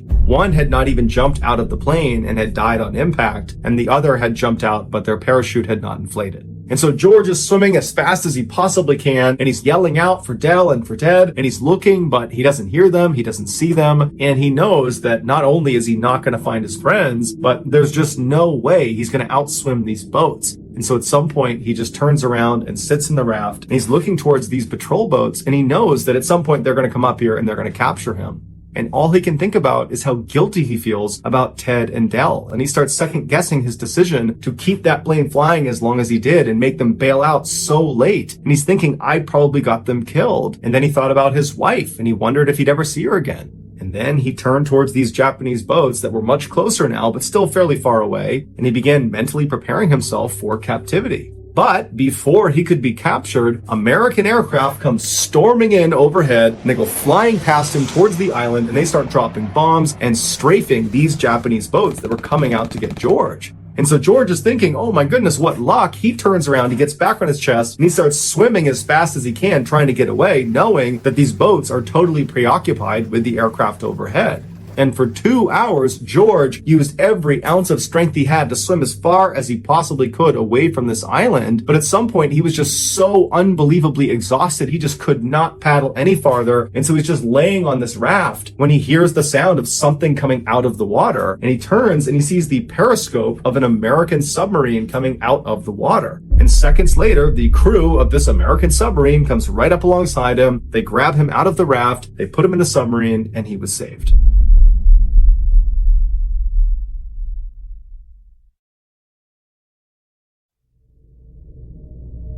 Besides George, Ted, and Del, there were 8 other American airmen that had to bail out of their aircraft because they were badly damaged following this raid. And so originally, those 8 people were not recovered and they were believed to have drowned at sea. But that actually was not true. The US government figured out fairly quickly what happened to them, but the details of what happened to them were so gruesome, the government decided they did not want to tell anyone. They especially didn't want to tell the parents and loved ones of these 8 airmen because they believed if they heard the true account, that would be too traumatic for them. And so they made the details of these 8 deaths totally top secret. But 60 years later, in 2004, an author named James Bradley discovered transcripts from a post-World War II Japanese war crimes trial held in Guam, where Japanese military leaders confessed to what they did to these 8 captured Americans. This is the true account. Unlike George, these 8 other airmen bailed out almost immediately after they got out over the water. And so that placed them in the water very close to the island. And so before the American aircraft could come in and save the day, like they did with George, these 8 airmen were scooped up by the Japanese and brought back to the island. The Japanese soldiers on this island for the past several months have been getting constantly bombed by American aircraft, inflicting a very high casualty rate.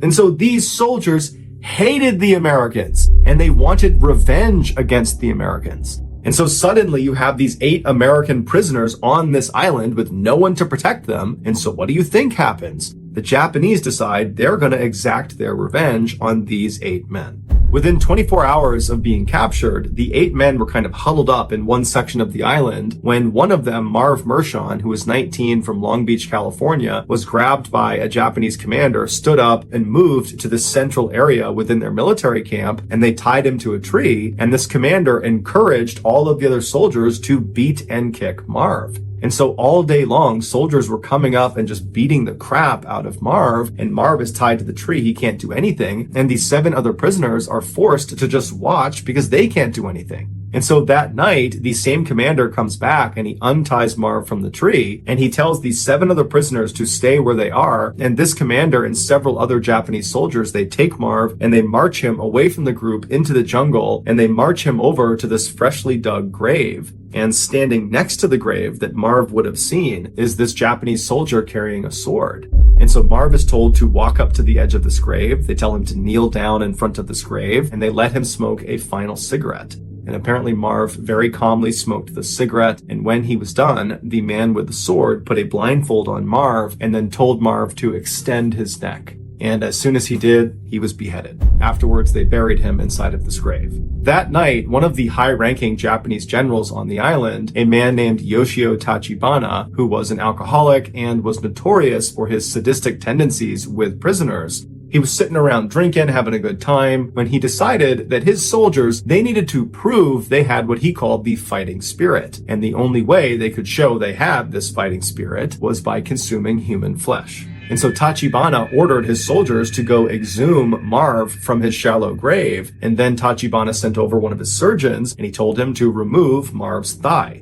So the surgeon goes over, he surgically removes Marv's thigh, he gives it to one of the cooks, and the cooks, they make this huge meal using Marv's thigh, and they serve it to Tachibana and his other high-ranking officers and some soldiers. And apparently, Marv's thigh tasted so good with soy sauce and with sake that Tachibana ordered his soldiers to go back and cut more meat off of Marv, which they did. Within a month of Marv's execution and consumption, Tachibana decided that he wanted to eat more human flesh, and he wanted his soldiers to eat more human flesh because he and a number of the other officers were superstitious that this could make them stronger and it would be good for their stomach and it would be good for their health. And so they decide they're going to kill more of the American prisoners and eat them. And so they brought the 7 remaining American prisoners out to the rifle range, and once they were all out there, one of the Japanese officers grabbed 25-year-old Floyd Hall from Missouri. They pulled him out of the group and they walked him over to the middle of this range and they tied him to a wooden stake in the ground. And once he was in place, Tachibana, who was there, he ordered the other Japanese soldiers to work on their bayonet work on Floyd Hall. And so one by one, these soldiers would go up and plunge their bayonets into Floyd Hall's chest, into his stomach, until he ultimately died. Once he was dead, Tachibana, who had brought along his surgeons for this very reason, he sent them out to remove Floyd's liver and his gallbladder right in front of the now 6 living prisoners. They're watching this happen right in front of them. And then once his liver and gallbladder have been removed and wrapped in cellophane paper to preserve them, the surgeons walked back and stood on the edge because they knew this was not the last execution of the day.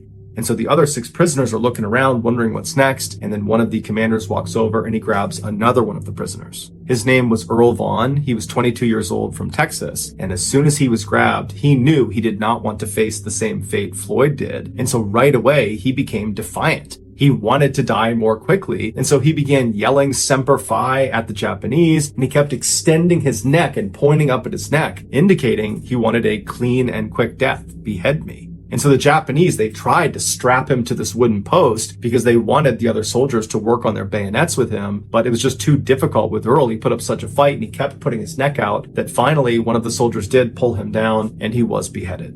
And then again, the surgeons came running out into the field, and in plain sight of the now 5 remaining American captives, they removed Earl's liver and his gallbladder and then wrapped them in cellophane paper to preserve them. And then they took Floyd and Earl's organs and they went back to the cooks to have them prepared. And that night, all the high-ranking officers on the island feasted on Earl and Floyd. Within a few days of Floyd and Earl's murders, the other 5 captives were also executed in a similar fashion, one by one, in front of their comrades. And 2 of those remaining 5 were also consumed. And unfortunately, one of those 2 was not executed beforehand. Instead, they had pieces of their body surgically amputated, and then those pieces would get cooked and eaten. And when they were done eating them, they would just come back and cut off more and more and more until there was nothing left to eat. And at that point, that prisoner was executed. They did this in order to keep their meat fresh. After the war was over, 34 Japanese soldiers, including General Tachibana, were tried for war crimes for their atrocities they committed against these 8 prisoners of war. They were all found guilty and they were all hanged and buried in unmarked graves in Guam. The other men on the island that witnessed these atrocities and didn't do anything about it, or participated but in some sort of secondary way, they were also tried for war crimes, found guilty, and sent to jail, but all of them were released after 8 years. George was 80 years old when he finally learned about the atrocities on Chichijima Island that he so narrowly escaped. He, like everyone else that was learning about this, was horrified and disturbed, but more than anything, George felt a deep sense of guilt for having survived. But what we can all say for sure is that George did not waste his second chance at life. George H.W. Bush would go on to become the 41st president of the United States of America, and his son, also named George Bush, would go on to become the 43rd president of the United States of America. 2 world leaders who would change the course of history forever, who never would have been if George Sr. had bailed out of that plane near Chichijima Island just a few seconds earlier. Think about that. Thank you for listening to the MrBallen Podcast. If you got something out of this episode and you haven't done this already, please replace the 5-star review button's hand sanitizer with lubricant right before they go out to run some errands. Also, please subscribe to the MrBallen Podcast on Spotify, Apple Podcasts, Amazon, Google, and anywhere else you get your podcasts. This podcast airs every Monday and Thursday morning, but in the meantime, you can always watch one of the hundreds of stories I have posted on my YouTube channel, which is just called MrBallen. If you want to get in touch with me, please follow me on any major social media platform and then just send me a direct message. My username on all of these platforms is just @MrBallen, and I really do read the majority of my DMs. Lastly, we have some really cool merchandise, so head on over to shopmrballen.com to have a look. So that's going to do it. I really appreciate your support. Until next time, see ya.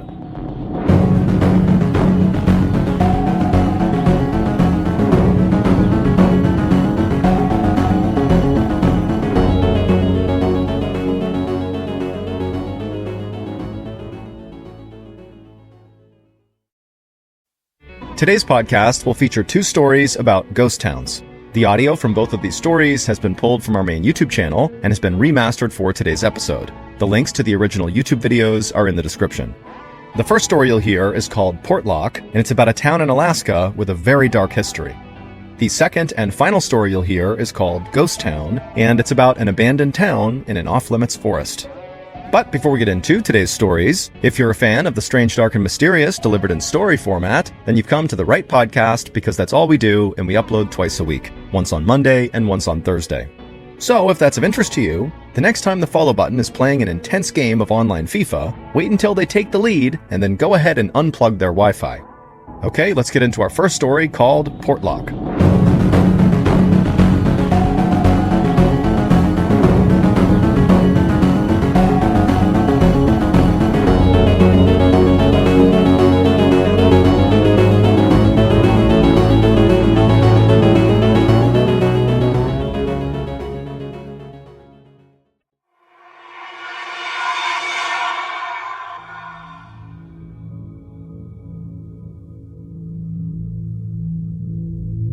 Scattered across the North American continent are many ghost towns, places that used to be vibrant and alive that are now dead and abandoned.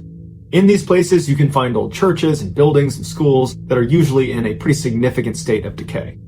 The reasons a town might die varies. Sometimes it's because a new railroad or highway is put in that bypasses the town, or the town has just exhausted all of their natural resources, which were the original draw to the town. Mining towns are a good example of that. Other reasons are wars, natural disasters, political wranglings. There's a whole bunch of reasons why towns just suddenly stop existing. But there's one ghost town in North America that has a really unique and very dark reason for why it ultimately was abandoned, and that town is Portlock, Alaska.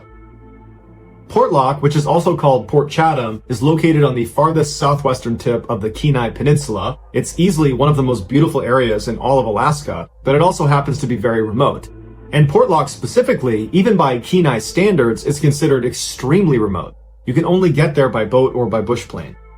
The town was technically founded in 1787 when Captain Nathaniel Portlock of the Royal Navy landed there, but it wasn't really turned into a real settlement until the early 1900s when commercial fishermen built a cannery there. By 1921, the town's fishing economy was doing so well that the US government believed they would be the next major commercial fishing hub, and so they actually established a post office there. Everything seemed to be going great for Portlock until the 1930s when rumors began seeping out along the Kenai Peninsula that there was something wrong with Portlock. Men from this cannery town were going missing at an alarming rate, and the few that were found again were always found dead and mutilated in a nearby lagoon. Initially, the townspeople believed these were bear attacks, but the natives of the Kenai Peninsula that found out about what was happening in Portlock, they stopped by and they said, those are not bear attacks. Those are almost certainly attacks by a creature we call the Nantina, which means half man, half beast. And they are tall, two-legged, hairy creatures that live in the forest right near you.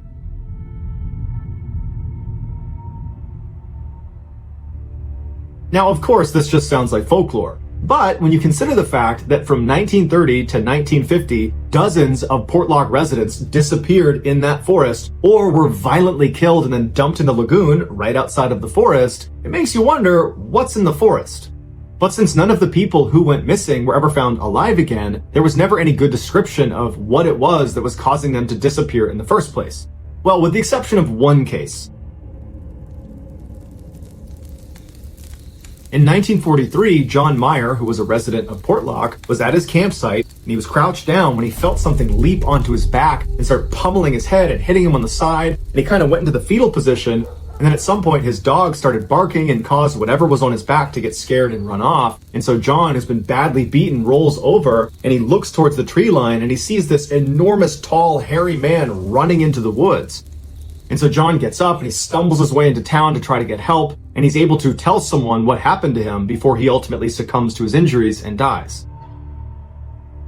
After the John Meyer incident, another group of Portlock men were up in the forest doing some hunting when they discovered these enormous 18-inch long tracks, and they followed them to a clearing where it looked like there was this epic death struggle, that clearly two huge animals had gotten into a struggle here. There's blood everywhere, there's pieces of what looked like a bear or maybe a moose, and then these tracks continued out of this clearing and went right up the mountain, and the men did not dare follow those tracks to see whatever it was that emerged victorious in this clearing. Even the Alaskan newspapers began speculating that something was off about Portlock. This was more than just some crime being committed, that there's something happening there that we can't understand. And so by 1949, when people were still going missing mysteriously in the forest, and then other people were turning up dead and mutilated in the lagoon, the townspeople said, enough. This is an unsafe place to live. We don't know what's causing this, but we have to leave. And then practically overnight, the town evacuated, leaving behind most of their possessions.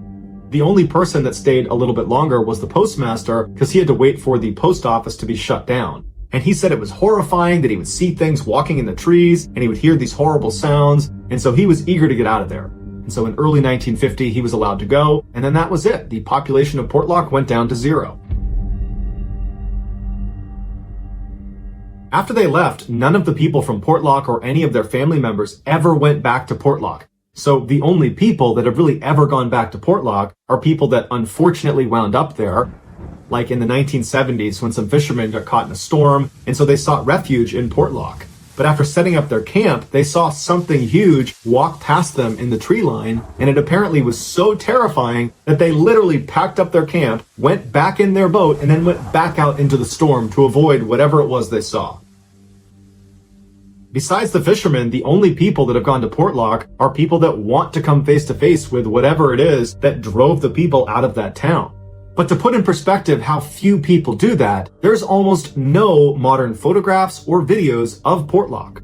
But there is one very eerie modern photograph of this building that's right in the heart of Portlock. It's one of the very few buildings that didn't collapse, and it's located right next to the forest where many of the men who went missing were last seen. And it's also not far from the lagoon where many of the dead men and dead people that were taken were found.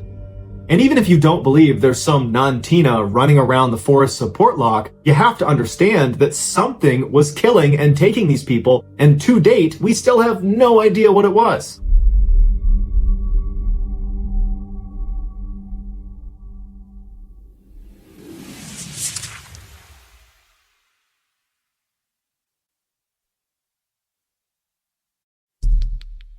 The next and final story of today's episode is called Ghost Town.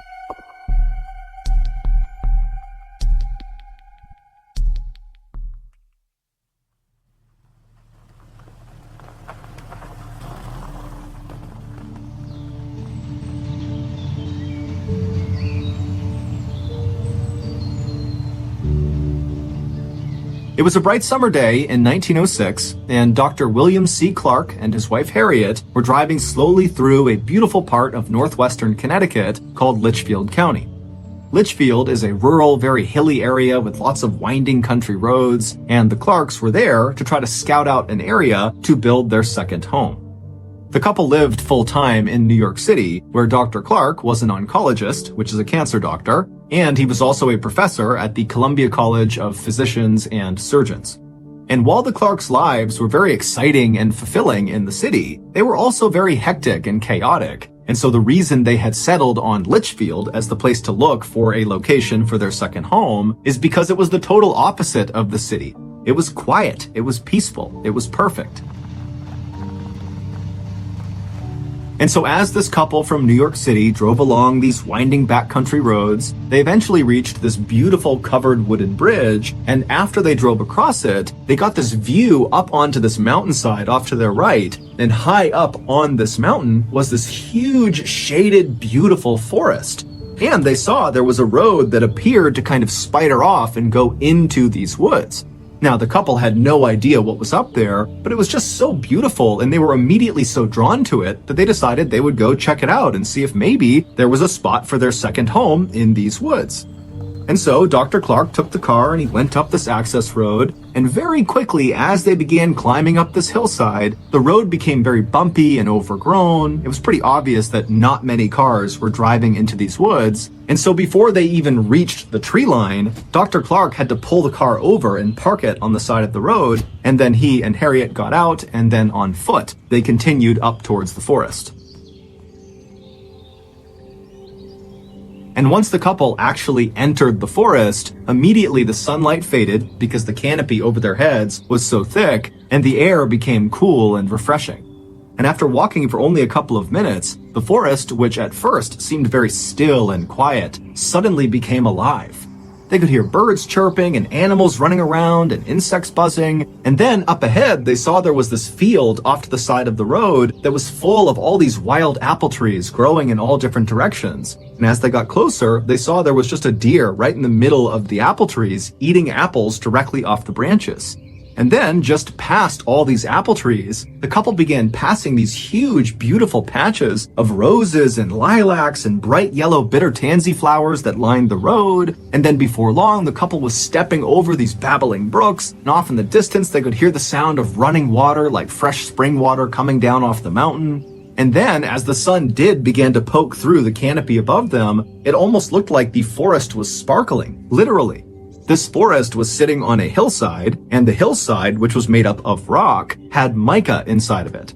And mica is a kind of mineral that when sunlight hits it, it almost looks like it's shimmering. And of course, there were the owls. As Dr. Clark and his wife walked farther and farther into this beautiful forest, they heard more and more owls hooting off in the distance. And to the Clarks, this made the forest feel enchanted. It was like the owls were personally greeting them. By the time the couple had turned around and begun heading back to their car, they had already made up their mind that they were going to build their second home in that forest.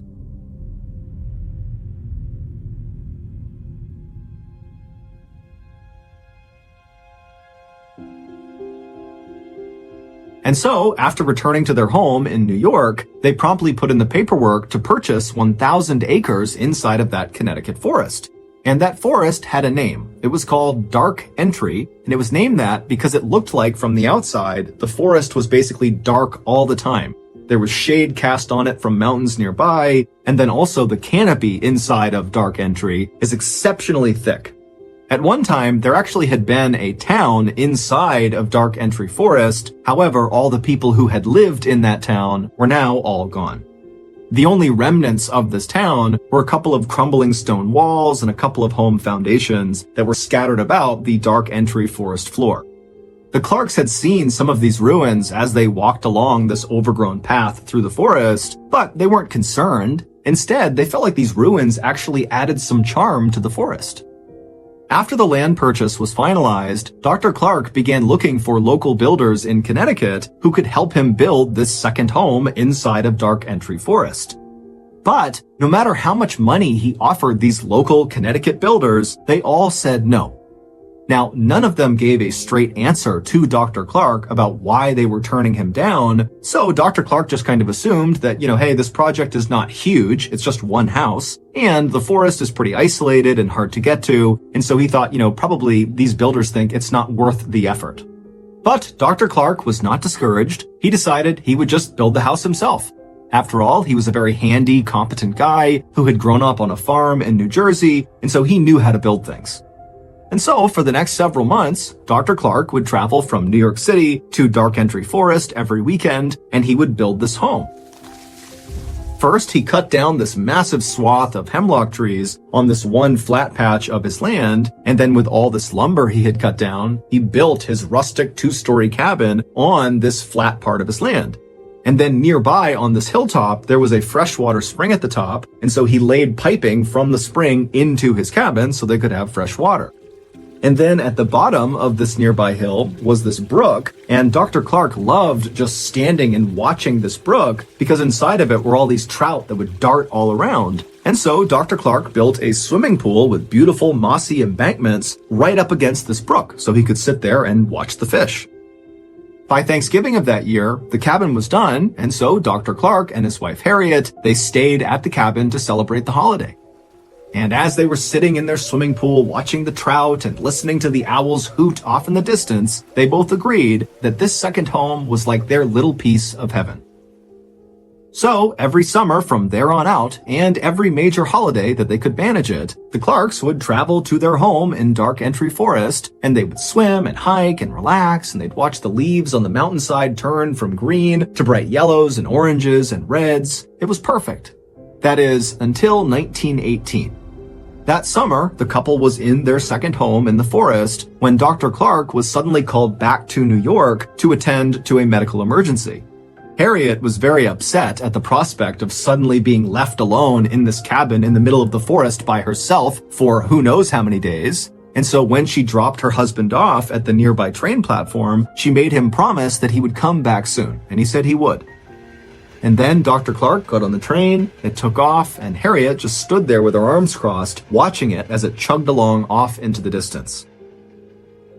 From his comfortable seat on that train, Dr. Clark had no idea that his wife was about to endure a nightmare while he was gone.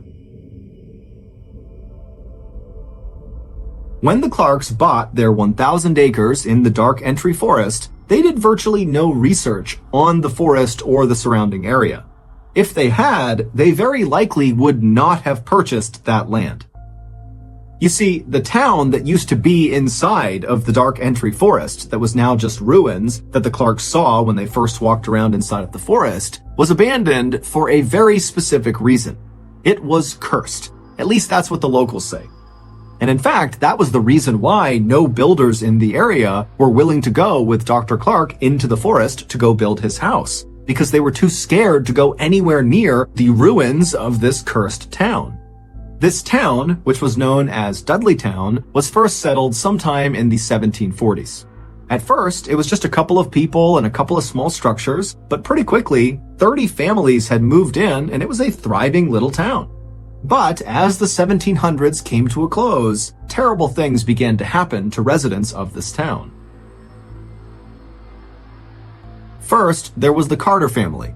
They moved to Dudleytown in 1759, and shortly after arriving there, 6 members of their family all died suddenly from cholera. The remaining branch of the Carter family was so grief-stricken from their losses that they left Dudleytown and went to New York, where they resettled. But almost immediately after getting set up there, Native Americans raided their property and massacred them, and the 3 people that survived this massacre were 3 of the kids, and they were all kidnapped and taken away. In 1792, a Dudley resident named Hollister died suddenly. Now, we don't know if he fell off a roof or if he was murdered, no one really knows, but what we can agree on is that his untimely death happened in the home of a man named Tanner. And Tanner, following Hollister's death, suddenly just began obsessively talking about these strange creatures he was seeing out in the woods at night, kind of roaming around the Dark Entry Forest. And he talked about it all the time and nobody listened to him. And eventually, Tanner went insane and his daughter had to care for him for the rest of his life. And while Tanner was slowly losing his mind, his next-door neighbor, named Abel, also began reporting that he was seeing weird creatures roaming around the tree line all around the town. And as Abel continued to report seeing these strange creatures lurking in the shadows, he too slowly went mad and had to be cared for until his death. In the early 1800s, a famous Revolutionary War hero, General Herman Swift, who lived in Dudleytown, lost his mind shortly after his wife was struck by lightning. And then, in 1813, an unknown epidemic rolled through Dudleytown and killed many of its residents. After that, more and more residents of Dudleytown either died suddenly or died mysteriously, And also, more and more residents began coming forward with stories about having seen these strange, shadowy creatures moving around the tree line at night. By about 1900, all the Dudleytown residents had either died or simply just left, abandoning their homes, except for one family, the Brophies. But in quick succession, the Brophy family's sheep all died, then the mother died of tuberculosis, then the two sons were accused of theft in a nearby town, and then they just disappeared, leaving one person, John Brophy, the father. But the Brophy family home burned to the ground, and so John, who was overcome with grief, just wandered off into the forest and was never heard from again. At that point, Dudleytown officially became a ghost town. No one lived there. And it was at that point, in 1906, when Dr. Clark and Harriet had their beautiful summer's day walk through the forest and discovered where they wanted to build their second home.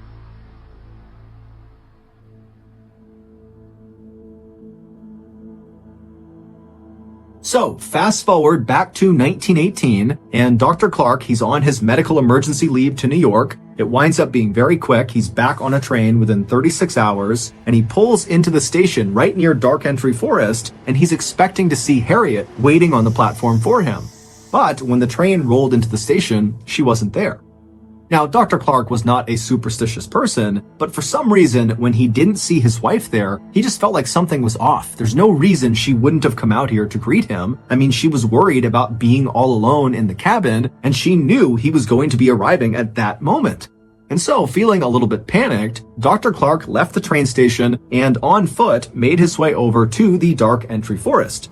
And when he got there and began walking on that overgrown road path that led to his house, immediately as soon as he was within the shade of the trees, he began hearing these owls hooting very loudly off in the distance.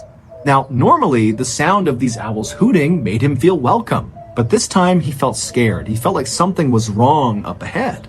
And so he began jogging through the forest, and it's very dark, and all he can hear is the sound of these owls, and it's getting louder and louder and louder. And then finally he reaches the clearing where his property is. And at this point, it's a cacophony of owls hooting practically right on top of him, and he looks up towards his house up on this hill, and he sees the front door is slightly open. And so now, with his heart racing, wondering what's going on with his wife, Dr. Clark runs up to his front porch, he gets to the door, and he flings it open the rest of the way, and then right before he stepped into his house, this sudden high-pitched noise began up on the second floor inside of his house. And it was so startling to Dr. Clark that he just froze where he was. And so suddenly it's so loud from the owls all around him and the woods behind him and whatever this noise is that he just stood there unsure what to do. And so as he's sitting there getting the courage up to go investigate his house, he realizes what this high-pitched noise is. It's the sound of maniacal, insane laughter coming from the second floor. Sensing his wife had to be in danger, the doctor charged up the nearby steps up to the second floor, and he could tell this laughter, this high-pitched laughter, was coming from the master bedroom. And so he ran down the short hallway, he got in front of the closed door that led into the master bedroom, he slowly opened it up, and there, in the back corner of his room, was his wife. She was on the ground, rolled up in a ball, facing the door. Her hands were clenched in fists, her eyes were open and unblinking, and her mouth was open wider than was humanly possible. And as he's staring at his wife, wondering what's going on, he realizes this insane, high-pitched laughter is coming from his wife. But it doesn't even look like it's coming out of her. Her chest is just heaving, her mouth is staying open, and the laughter is just coming out of her. And so the doctor just stood there watching his wife who's staring directly at his eyes. And finally, he just got so scared, he turned and he ran.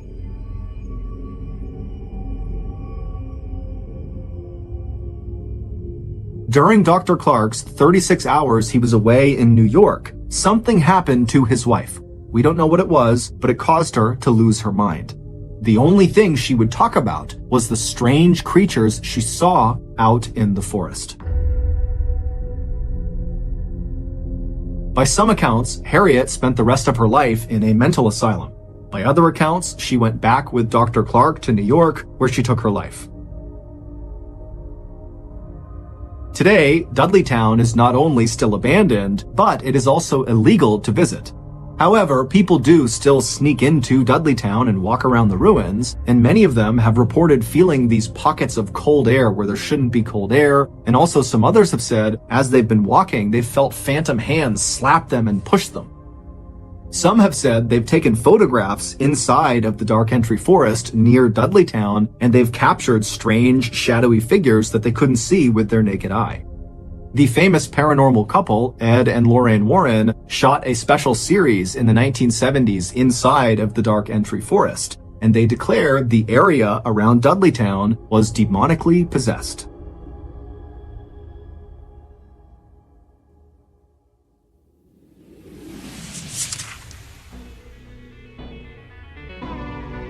Thank you for listening to the MrBallen Podcast. If you enjoyed today's stories and you're looking for more bone-chilling content, be sure to check out all of our studio's podcasts, not just this one, but also MrBallen's Medical Mysteries, Bedtime Stories, Wartime Stories, and Runful. Just search for Ballen Studios on any podcast platform, and you'll find all of them. If you want to watch hundreds more strange, dark, and mysterious stories, just head over to our YouTube channel, which is just called MrBallen. So that's going to do it. I really appreciate your support. Until next time, see ya.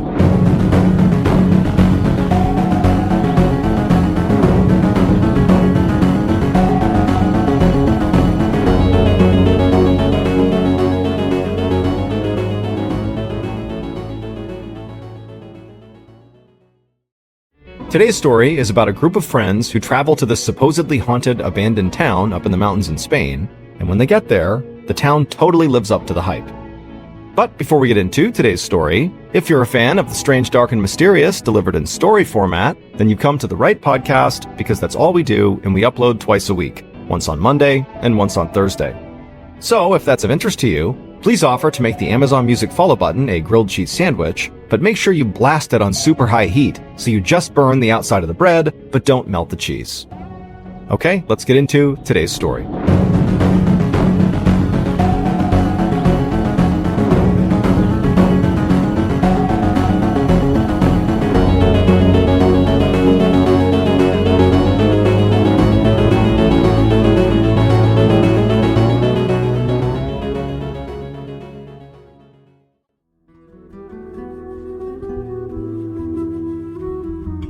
On the afternoon of October 16th, 1991, a 36-year-old man named Enrique Martinez bent down, pulled out his pocket knife, and he carefully cut through the stem of a mushroom that was growing right next to a mossy log.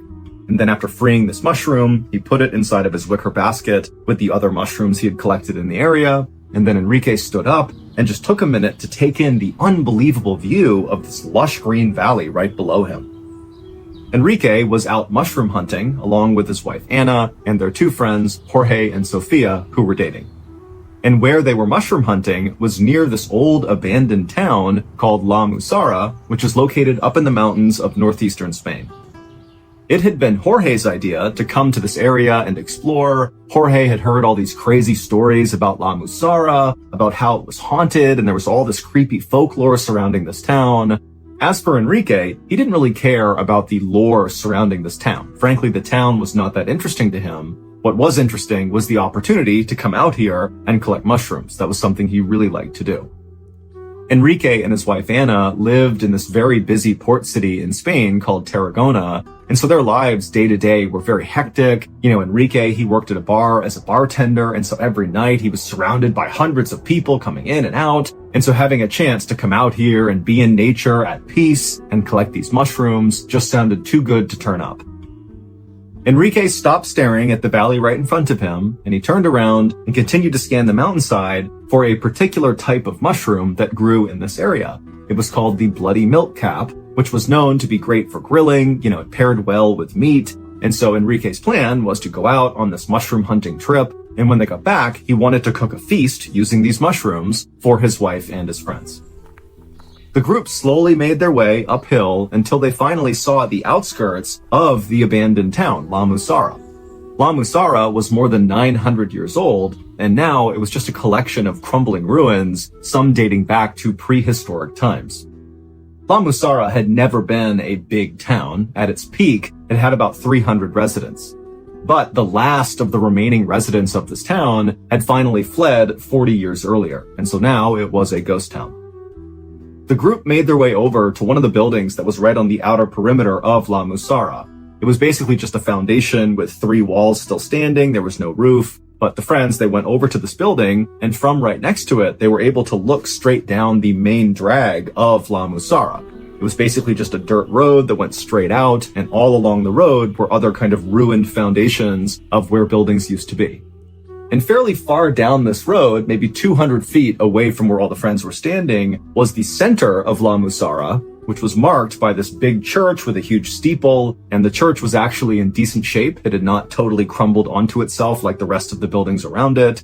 And then behind the church, somewhat visible from where the friends were standing, was this overgrown cemetery, and then kind of off to the side of the church was this pond that was also very overgrown, and it was full of croaking frogs. Enrique and his friends just stood there next to their dilapidated building, staring at La Musara in silence. Now, they knew this place was going to be very creepy. People had said it was haunted, and that was a big reason why Jorge wanted to come here. But now seeing it in person, really the creep factor was much higher than they expected. It really did look like a spooky place. And then adding to the spook factor was very clearly, as they were looking down this main road, the friends could see this mist kind of starting to envelop the town. Jorge had told the friends when he was doing his research about La Musara that the mist was really a trademark of this town. That at night, it basically got completely consumed in white mist. But now the friends are looking down this road, it's the middle of the day, and already the mist is starting to come in.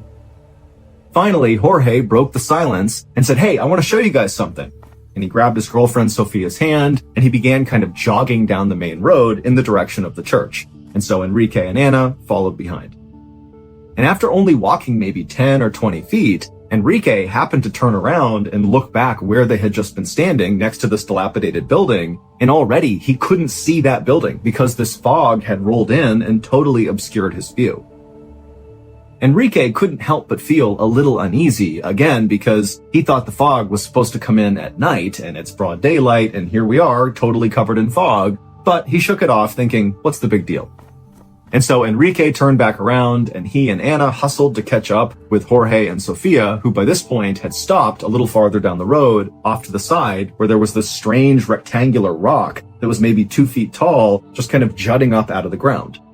And when Enrique and Anna made it to Jorge and Sofia, Jorge placed his hand on the top of this strange rock, and looking very satisfied with himself, he would tell his friends, "This is the Sis Stone, and people say it contains dark powers." The Sis Stone was actually one of the oldest things in all of La Musara. Back in the day, Muslim armies used to march through La Musara, which actually got its name from this. La Musara means the place to march. And so these armies, as they would pass through La Musara, making their way to the valley down below, they would always stop at the Sis Stone because they believed it had magical powers that could help them defeat their enemies in their upcoming battles. Now, the Muslim armies were long gone by this point, but the Sis Stone was still there, and people still said that it contained that kind of magical power, that there were dark forces at work inside of the stone, and so to touch it was very risky. In fact, some people said if you touched the Sis Stone, you could be sucked into this parallel world full of all these demonic entities. And so as Jorge told the group about all this history surrounding the Sis Stone and how no one should touch it, remember, he's got his hands squarely on the Sis Stone the whole time. And so when he finishes telling the story, he looks at the others and said, "Come on, somebody else touch it." Jorge's girlfriend, Sofia, said, "Absolutely not. I'm not about to tempt evil spirits here." But Enrique's wife, Anna, said, "You know what? I'll touch it." And so Jorge smiled, he pulled his hand off the Sis Stone, and Anna, she walked forward, she took a deep breath, and then she placed her hand on the stone. And for a second, the whole group just held their breath, like something was going to reach out and grab Anna and pull her into the stone. But nothing happened, and a minute later, Anna had pulled her hand off, and the whole group was laughing. But just a couple of seconds later, Enrique, who had been laughing along with the group, suddenly noticed that the frogs in the pond near the church, a little farther down the road from where they were suddenly so much louder. It was almost like when they touched the stone, it had maximized the volume of these frogs. And so Enrique, he turned his whole body and began staring down the road through the mist and fog at this pond, and he could kind of barely make it out. He was trying to see if there was something obvious causing these frogs to kind of go crazy. But as he stared at this pond, which again he could barely see, right behind it was the church. But there was lots of fog kind of blocking the church. And for a second, the fog kind of parted, and Enrique got a full shot of one of the windows of this abandoned church. And in the window was this dark figure just standing there staring at Enrique and his friends. And Enrique, he sees this thing in the window, and in a second it was gone. And then the fog rolled back in, covered up the window, and Enrique couldn't see anything anymore. And so Enrique just stood there in stunned silence, having no idea if what he just saw had really just happened or if it was in his imagination or something. But before he could even try to process what had just happened, he heard his name being called. And so he kind of snapped out of it and he turned back to the group, and it was Anna, who was now jokingly saying, "Come on, Enrique, touch the stone too." Enrique quickly scanned Anna, Sophia, and Jorge's face, and they were all smiling and laughing still, and so clearly none of them had seen this figure in the window. And so Enrique, he kind of just looked at all of his friends, and then he looked back in the direction of the church and this window, which again he couldn't see because the fog was blocking it out. And so Enrique just tells himself, okay, there's no way that I just saw some dark figure moving around this abandoned church. That must have been my imagination. I'm totally fine. And so he turned back to his friends, and he could tell they were not going to let it go until he touched this stone. And so he said, fine, and he walked up and he touched the stone. And immediately, as soon as his hand made contact with that stone, everything seemed to change. The air around Enrique got cooler, and the stone itself started to warm up. And as this happened, Enrique, whose hand was still on the stone, began to think, wow, I could do this for hours. I could just stay here and leave my hand on the stone. I mean, this is amazing. But then somewhere buried deep in his mind, Enrique began telling himself, get away from the stone. Take your hand away. Get away right now. And so finally, Enrique did yank his hand away, and right away, all those feelings he was having as he touched the stone disappeared. The air went back to normal. He did not feel compelled to touch the stone, and he just kind of was left thinking, what just happened?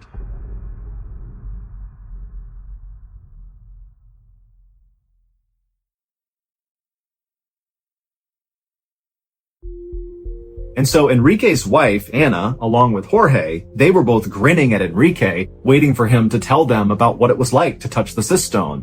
But behind them, Sophia, Jorge's girlfriend, she was not happy. She was the only one who had not touched the cistone. And so she spoke up and said, guys, let's get away from the cistone. I don't want to continue to tempt evil spirits, okay? Let's just go. And so Jorge threw his arm around Sophia and told her to lighten up, and then said, come on, let's do some more exploring. And so Jorge took Sophia's hand, and he continued walking down the main road in the direction of the church, and Enrique's wife, Anna, she quickly followed right after them, kind of running to keep up, like she was a kid who was excited about what they were doing. But Enrique, he just stayed put for an extra second, because even though he had told himself that, whatever he saw in the window was nothing, he could not help the fact that as soon as he touched that cistone, he felt different. There was something off about the stone, and really there seemed to be something off about this whole village, which by this point was now completely enveloped in fog. They were totally covered. Now, Enrique at this point did just want to leave La Musara. He didn't want to be there anymore. The place was totally creeping him out. But he didn't want to be a party pooper, and so he turned and continued walking down the main road after his friends and his wife. And after he walked a little ways, the fog parted enough that he could see the pond full of these very loud croaking frogs, as well as the church and that window where he had seen or supposedly seen this dark figure, but the window was empty. And Enrique was relieved to see that his friends clearly had not stopped at the church. They had not tried to go in. They had gone behind the church into the cemetery. Enrique did not want to go inside of the church because even though, again, he had told himself that, that figure wasn't real, it wasn't really in the window, still there was a part of him that wanted to stay far away from this building. But after Enrique walked past the pond and began side-skirting the church to get to the cemetery, he just stopped and turned and actually faced the window, kind of like involuntarily. He was looking at the window where this dark figure had been. And again, it's empty, there's nothing there. But Enrique felt like something was pulling him towards this window. And so without saying anything to his friends, who aren't really paying attention to Enrique, they're kind of just walking around the cemetery, Enrique walked right up to this window. He's right in front of it, he's looking inside, and now he can see into the actual church. And it's totally ruined inside, but he can see where the pews used to be on the ground, and he could also see where the pulpit used to be, where the priest would give mass. And as Enrique stood there staring into the church, he kept leaning closer and closer and closer into the church until finally he felt like he really wanted to move away and get away from the church, but it was like he couldn't. He just kept getting pulled into this opening. And then as this was happening, the sound of the frogs got louder and louder until Enrique felt like he was totally consumed by these frogs. Meanwhile, just around the corner of the church in back in the cemetery, Anna, Jorge, and Sofia were kind of laughing and walking around the cemetery, reading the different headstones, when at some point, Anna, Enrique's wife, just happened to look up when she realized Enrique was not there with them. And so Anna, she walked over to the gate of the cemetery and she looked up along the side of the church, and there was Enrique kind of leaning forward into this window looking into the church.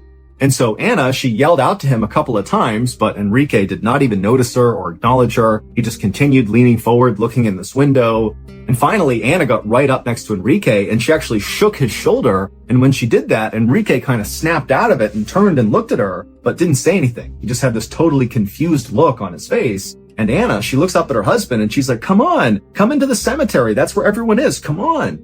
And then Anna turned and skipped towards the cemetery. And once Anna was back in the cemetery, she just got right back to walking around and looking at all the different headstones. And at some point, as she was looking at one particular headstone, she took a few steps back to get a better look at it, and she accidentally bumped into another headstone, a big cross that had a line drawn across it, and it fell to the ground and it broke.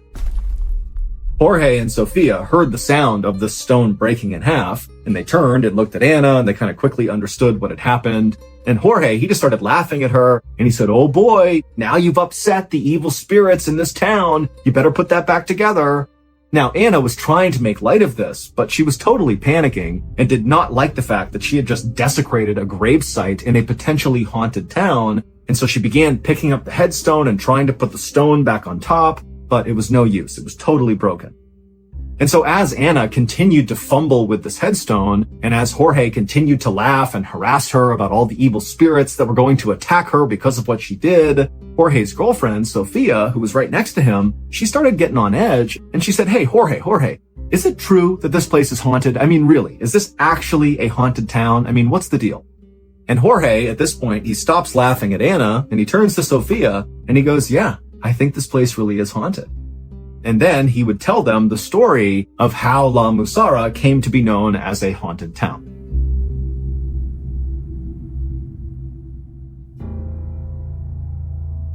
Back in October of 1873, there was a civil war happening in this part of Spain. And one of the rival armies was using the caves in the mountainside kind of near La Musara as sort of makeshift field hospitals for their wounded. And one night, a very famous general named Cercos was wounded in battle. He was brought into one of these caves, and that was where he died. Now, Cercos was a beloved leader, and so the people inside of this cave really wanted to give him a proper burial, but they knew they had to keep his death a secret. Because if it got out to the rest of the men that their leader had died, it would be totally demoralizing, and it would really give their enemies a victory. And so the 6 people inside of this cave, they built a coffin and placed Cercos inside of it. And then early the next morning, when it was still dark out, these 6 carried the coffin with Cercos inside of it up into La Musara, and they buried him secretly in the cemetery behind the church. Weeks later, 5 armed rival soldiers climbed up the mountain into La Musara to look for General Cercos. They didn't know that he had died in that battle. In fact, really, besides those 6 people that saw him die and secretly buried him, nobody knew he was dead. And so these soldiers actually thought Cercos was hiding out in La Musara. And so these soldiers began busting into all the civilians' homes in La Musara and ripping them apart looking for this general, and they'd send the people out into the streets and tell them they're going to kill them unless they give up information about where this general is. And finally, after about an hour of this, an elderly man who lived in La Musara had just had enough, and he stepped forward and he told the rival soldiers that General Cercos was dead, that he was buried in the cemetery behind their church. But the rival soldiers didn't believe the man. They said, okay, show us proof. But the elderly man said, well, I don't know exactly where he was buried in the cemetery. I just heard that's where he was buried. And so the soldier said, okay, get everybody over to the cemetery right now. And so all the townspeople made their way over to the cemetery, and the soldiers followed them. And then once they were there, the soldiers demanded that the townspeople begin basically digging up all the graves to find Serkos. And as the townspeople began to dig, the sound of the frogs in the nearby pond began to get louder and louder and louder, until finally the leader of these rival soldiers actually stepped away from all the chaos happening in the cemetery and walked over to the pond and began firing his gun into the water to get the frogs to stop. But they wouldn't. They actually only got louder and louder. And so the leader of these rival soldiers finally just gives up on trying to quiet down these frogs, and he turns around and walks back into the cemetery, and he finds all the townspeople have stopped digging. They've basically dug up every grave, and they haven't found Serkos, and they're just kind of waiting to see what happens next. But the leader, as he looked across this graveyard, he noticed there was one grave that very conspicuously had not been touched. Everything around it had been dug up, but not this. No one had touched that grave. And so the leader said, "Go, dig that one up." But immediately the townspeople kind of took a step back and acted like, "No way, we're not going near that grave." And so finally, a townsperson actually stepped forward and said to the leader of these rival soldiers that that grave contained this old woman who had died recently, who everyone suspected of being a witch. And so it was dangerous to try to dig her up. But the rival soldiers did not care at all about this. They just raised their guns and demanded the townspeople dig that grave up immediately. And so they would. They would go over, they would unearth this coffin, and then the rival soldiers would pop open the lid. And as soon as it was open, everybody went silent. Because this woman, who had died weeks earlier, looked totally preserved. She was laying on her back, and her skin was very pale, but it had not begun to rot yet. Even her cheeks still had a kind of pinkish hue to them, and her lips were open partway, as if she had been buried mid-sentence. But what really had startled the group into silence was this woman's eyes were wide open when they opened up this coffin. It looked like she was looking directly at all of them. And so after a couple of seconds of the silence from seeing this woman for the first time, the townspeople began to cry and scream and back up away from this coffin. And the rival soldiers, they were startled too by this woman's appearance, but they were more angry than anything else, because by finding this woman in this grave, it meant they had not found the general. And so out of frustration, the rival soldiers grabbed this old woman's body, this witch's body, and they pulled her out of her grave, they strung her up to a tree, and they just sat there shooting at her constantly until her body had basically been obliterated by all the bullets. And then finally, when the soldiers stopped shooting, they realized everything had gone quiet. Just a second earlier, the cacophony of these frogs croaking in the pond that had been so loud it was like totally overwhelming had now completely ceased, and it was like the town had gone absolutely still. And this stillness and quietness was so unsettling for these soldiers that they actually just turned and fled right there without saying a word to the townspeople. And then once the soldiers were all gone, the townspeople got to work reburying their dead. And at some point, one of the townspeople jumped into the grave where the witch had been, and when they landed in the dirt at the bottom, their foot actually sunk down an extra foot. They had landed on something hollow and crashed into it. And what it was another coffin. There was another coffin buried below this woman's that the soldiers had not seen. And this secret coffin belonged to General Serkos. When those 6 people had secretly buried General Serkos, they had just placed his coffin at the bottom of an open grave that was about to be filled with somebody else's coffin. They put it in, they covered up his coffin with enough dirt that no one could see it, and then the next day, the townspeople lowered the witch in her coffin into that grave without realizing General Serkos was below it, and then they filled it in, and then they placed a headstone on her grave. But because they thought she was a witch, they decided not to write her name on the headstone. Instead, they just etched a horizontal line across her headstone.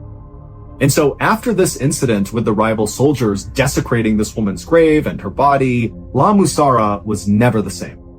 People in the town began dying left and right, and their soil went bad, so they couldn't plant any crops. And then all these insects came through the town, and then all these plagues of illnesses and diseases came through. And so it wasn't long before La Musara had developed this reputation of being cursed.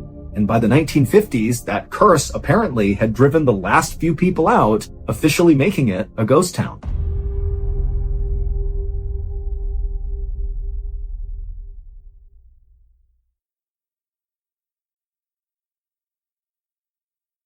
After Jorge wrapped up the story, Anna was just horrified, looking straight down at the ground, because it would turn out the gravestone that she had accidentally knocked over and broken, well, it had a horizontal line etched across the middle of it.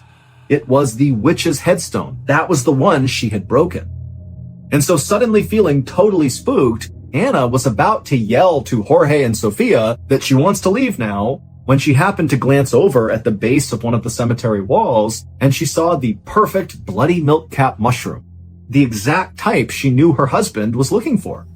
And so Anna walked over, she picked this mushroom, and she turned around to show it to Enrique, but Enrique was not in the cemetery.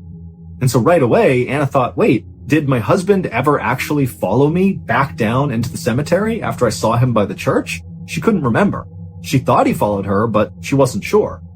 And so Anna yelled out for Enrique, but he never called back. And so she turned and looked over at Sofia and Jorge, who she could barely see through the fog. And she asked them, hey, have you seen my husband? Is he in here? Did you see where he went? And they both said, no, we have no idea. And so Anna, who at this point was now really starting to panic because this whole situation in La Musara was getting pretty spooky for her. And so she just dropped the mushroom and took off running out of the cemetery. Now, Sofia and Jorge did not really know what was going on. They didn't understand the urgency that Anna was feeling to find Enrique. And so they saw her take off to go find Enrique, and they just kind of casually walked on after her. And when they turned the corner and they exited the cemetery and began walking basically alongside the church, now again, the visibility is terrible from all this fog. As they moved along, they couldn't see Anna or Enrique, but they could hear Anna calling out for Enrique over and over again. And as they moved, Sofia and Jorge, they would see these shadows moving around in the fog. And they would think it was Enrique or Anna, but as they got up to where these shadows were, there'd be nothing there. And so Sofia, she began grabbing tighter and tighter onto Jorge's arm, and Jorge, who had been kind of joking about how this place was evil, was also now starting to feel a little bit spooked about what was going on. And so they began walking a little bit faster and faster in the direction of Anna's voice. And as Sofia and Jorge got closer and closer to Anna, the sound of the frogs in that pond began to get louder and louder and louder until Jorge and Sofia could barely hear Anna over the sound of these frogs. And then just like that, the frogs stopped. And all Sofia and Jorge could hear was the sound now of Anna crying. Now, Jorge and Sofia could not actually see Anna because of the fog, but they walked in the direction of her voice, and they ultimately found Anna crouched down with her back to them right in the spot where Enrique had previously been standing staring in that church window. And so Sofia and Jorge, they walked up to Anna and they reached down and they put their hands on her shoulder. And when Anna turned around, she was clutching Enrique's wicker basket containing all of his mushrooms. And with tears coming down Anna's eyes, she would say to her friends, "He's gone." Anna, Jorge, and Sofia would spend the next hour searching in vain for Enrique in La Musara. Remember, there's no visibility from the fog, and now it's getting dark, and so it's really hard to conduct a search for someone. And so after this hour was up, even though they had no idea where Enrique was or what happened to him, the friends decided that their best and really only move was to leave and go tell authorities. And when they did that, a massive search was launched all around La Musara for the next week. But despite this huge effort, nobody ever found any trace of Enrique. He just vanished, leaving behind that wicker basket that Anna had found. And so after this week of searching, the authorities finally called it off and told Anna that, most likely her husband must have wandered off and died somewhere, and at some point, hikers will likely discover his body. But Anna could not accept this conclusion. And so she continued to go back to La Musara to look for Enrique. And in January of 1992, so 3 months after Enrique had gone missing, Anna, Sofia, and Jorge returned to La Musara to do another one of these additional searches. And during the search, the friends were walking past the church and they passed by that same window where Enrique had been standing looking inside and also where his basket had been found by Anna. And the three friends, as they passed by, they happened to see into the church, and down on the main floor where the pews used to be and where the pulpit used to be, there were these 6 dark figures wearing robes standing in a circle, not appearing to be doing anything but just standing there. And immediately, Anna actually was really annoyed. because she figured this must be a group of ghost hunters that were out here looking for something paranormal, because after Enrique went missing, his story made the news largely because he went missing in a town that's long been regarded as being haunted. And so because of his case, you had all these people coming to La Musara to go find ghosts or find whatever happened to Enrique. And so Anna, who was deeply offended by all these people who were coming out to La Musara to look for ghosts, because for Anna, this is not a game. Her husband really went missing here. So she goes right up to the window to tell these 6 people in robes off, get the hell out of here and have some respect. But when she went to the window and was about to yell in, one of the robed figures suddenly turned and looked up at Anna. And immediately Anna backed up because this clearly was not some ghost hunter. Because the hooded figure had no face. It was just a dark hole looking back up at Anna. But even though there were no eyes, Anna could tell this thing, this entity, was staring right at her. But before Anna, Sofia, or Jorge could react to what they were seeing inside of this church, from behind them, they suddenly heard this unbelievably loud galloping sound, like all these horses were charging towards them. And at the same time, the sound of the frogs in the nearby pond began to get louder and louder and louder. And so Anna, Sofia, and Jorge turned around to see what was going on, kind of expecting to see, a cavalry approaching or something. But there was nothing. All they saw was the fog on the road. And so the 3 friends turned back around to look back into the church. And now these 6 hooded figures were gone.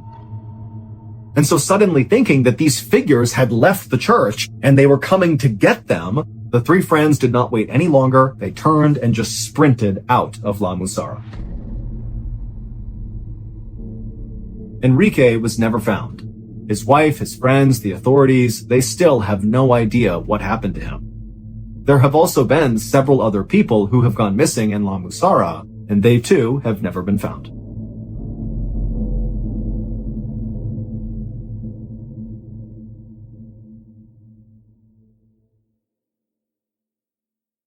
A quick note about our stories. They are all based on true events, but we sometimes use pseudonyms to protect the people involved, and some details are fictionalized for dramatic purposes.